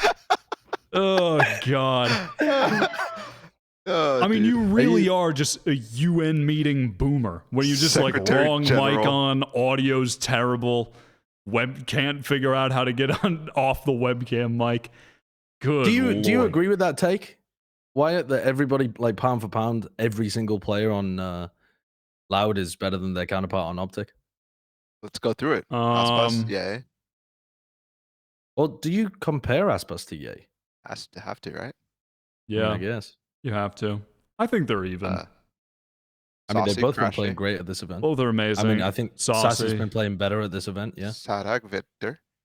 Sadak. they play very Finesse. different though, right? Like Sadak and Victor's super different. Finesse. Oh, sorry. The less. Pancata and Marv. Maybe I think Marv's even, been better than even on Pancata those. at this event. Yes, this Even event. on those. But like overall, I think Listen, like this year, I'm not Pancata's trying to been get too nuts. excited about Loud. I'm not trying to get too excited, Yeah. okay? Look, But here's the when thing. you guys Here, we left, I could did hedge. start spreading propaganda when it was just me on the table alone. We could hedge as well and say that 2 of their players have COVID. So I mean, it's just like if they don't win, like it's. I'm serious in terms of the like. I really think that as soon as these guys get back to the stage, there's going to be an adjustment period. Oh yeah. And the sooner that they can do that, the better. If they're But back, by that time, it'll already be best of 5. So it's all good. that There's a lot of time. yeah, but also you're one Connor match had his away wrong from being mic on, Kurt. eliminated. He came back, he had his webcam mic on, and I think he just turned his computer off Well, to fix it. Just restarted his PC. Did he even say anything? Like, I had to use the restroom, so I was gone for He like was just 30 we were just like, seconds. "Hey Connor, your mic is fucked up." And he was like, "Oh, really?" And then he just disappeared, and then he's just gone. Well, this might be a metaphor for the match. Coming Yeah. up this Yeah. weekend. Oh, he's back. ooh. He has Two two. What? Dude, What happened with the second gooseneck microphone? I have another gooseneck microphone. I can utilize for this. So Now you really do look like you're at a press conference. So do not worry about this. North America will be winning this. Who's that journalist? Who said that? It'll all be okay. And Marv will also, not only will Marv be the best smoker at this event, but he will also be the best at beating up reporters. So it's gonna be, everything's gonna be good here. Okay. So like now I can answer questions and I have multiple mics. All right. Next game. Paper X Zeta reveal. Split 50-50. Connor and I on the Paper X train, and Josh and Balla going for Zeta Division. I think this is a really interesting little stylistic clash. You know what I mean? You got the Paper X, the speed and the aggression, and then you have sort of the slower approach to the early rounds from Zeta Division. You can imagine a lot of importance on the early round in these games and the way that dynamic is kind of going to end up playing out. And you know, within that approach that's a bit slower from Zeta, they definitely have the firepower to be able to get the kills on the aggressive Paper X players when they go for those early round plays. I think both teams are hitting in the firepower department right now. And then aside from that, you just have a cool stylistic clash. I'm going with Paper X because at least up until this point, I haven't. Well, DRX aside, but I think Paper X have been playing better since then. The teams they played against post that, Guard, G2, were just unable to. It's not just that they were unable to find an answer for how Paper X were playing, but it was in the way that they tried to counter them. Paper X still were just able to come out on top so easily, and they look to be in such good form that I feel like they can get this win over Zeta Division. I think it's going to be a lot harder for Paper X to find those timings against Zeta just because of how they play. They're very concealed with like when they're taking certain areas of the map. They don't make it obvious for you to like trigger counterplays against them. So I think it's going to be on Paper X to try and play super aggressively, and Zeta Division have been thus far fairly decent at shutting that down. My big questions for this match are how the teams deal with the break. Because it's quite an unusual thing in a tournament to then just have, was it a 4-day break or something? In Valorant, sure. Yeah. And so I think Zeta looked amazing when they had a day off to prep against DRX. They had that one day where they could specifically prep against DRX, and they came out and they looked crazy good. And so I really am interested to look at whether that continues, whether they really seem to benefit from the counter-stratting their opponents and they come out just looking insane, or whether they're on a bit of a heater right now and you end up cooling off, because that's also a way that, honestly, both of these teams could end up going, because they've both been on a nasty heater, just in kind of different directions stylistically. But I think it's possible that one of them could just cool off and not look anywhere near as good as they did in the last couple of games. I think it's a little bit harder as well for Laz to get as much value from the lurk if you just have 5 people on a site together. Yeah, I mean, just all together in one site. Then how does he lurk? That's going to be how does he get value? An interesting dynamic on the other too. side. Yeah, he's on the other side. Sorry to jump in, Connor, but yeah, that was something I wanted to say as well. Just with like how good Laz has been on finding lurk timings on the extremities, but the Paper X extremity control game plan is just we send it at your face. So I think that's just going to be the crux of a lot of round win or loss, like the Laz extremity dynamic. I think Laz should be able to handle that, though. I think Paper X are actually one of the teams that you'd be able to do that easily against, or at least more easily.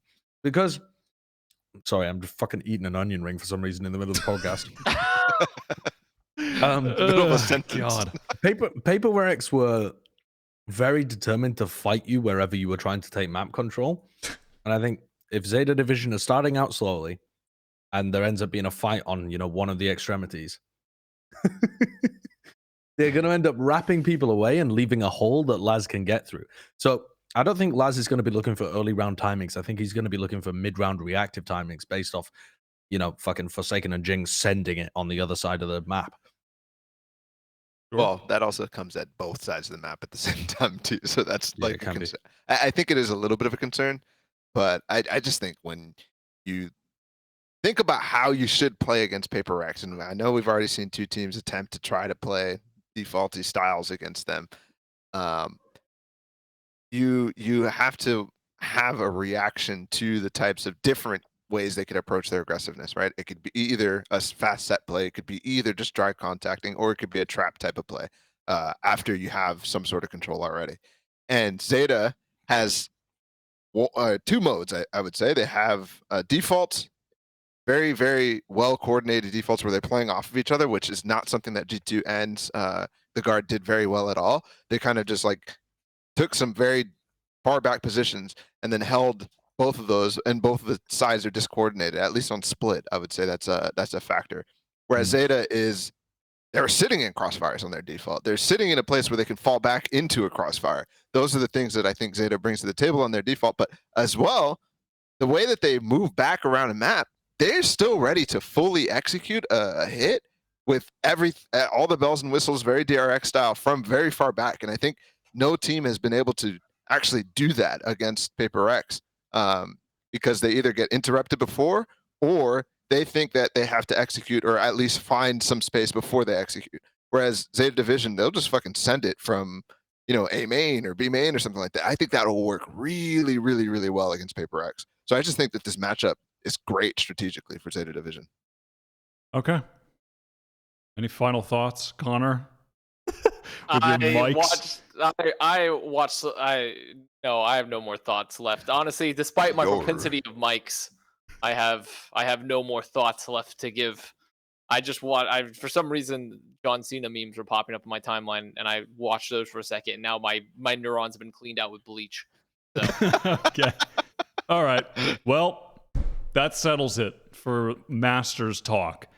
I'm going to give my weekly award right now, and then we're going to get the hell out of here.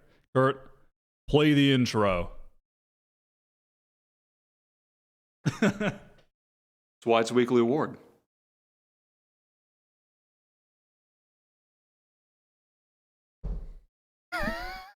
All right, Wait, this is week, a really long pause on that one. This week, the award. Oh, who's it going to? Oh, it's Masters. Does it go to Labs, maybe? He's been playing really well. Does it go to, I don't know, Mixwell? Probably not, I guess. Probably not, but he had a good showing. Not trying to just shit on Mixwell for no reason. He played pretty well, honestly. I was impressed, liked his chamber, but it's not going to him. It's going to Ben Kai for two reasons. One, funny interview with Josh that I enjoyed, had a good laugh at. He was funny man. Two, actually three reasons. Two, he's got the funny walkouts. He's committed to the gag of being funny walkout man. I like that. And three, just for instilling an overall sense of joyous whimsy to the tournament that it desperately needs. If not for him, where's the joy? Where is the whimsy? I don't know. He brings it all. And then it infects his team in a positive way, where they are just an engine fueled by joy that will win Valorant tournaments. And I've been enjoying watching Paper X very much.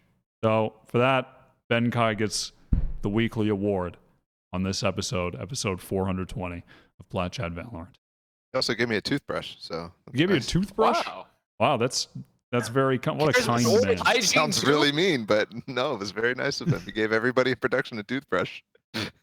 Really? Why was that a clip of the walkout from Ten's co-stream? Yeah, I don't know.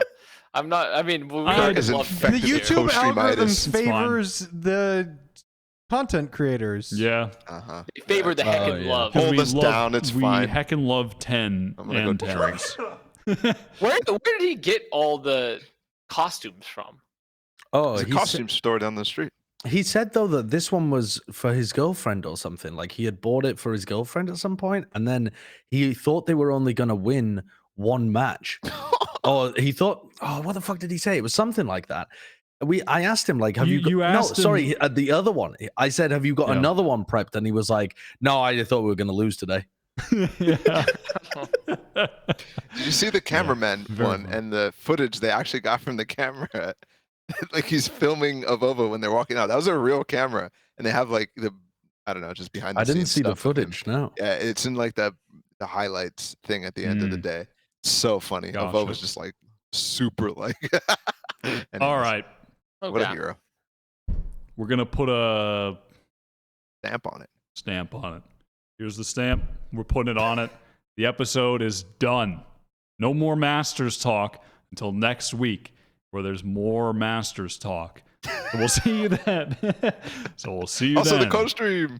Co-stream too. Don't forget But that. first on the co-stream this weekend, and then we'll see you for another episode of Plat Chat Valorant, the hit North American podcast.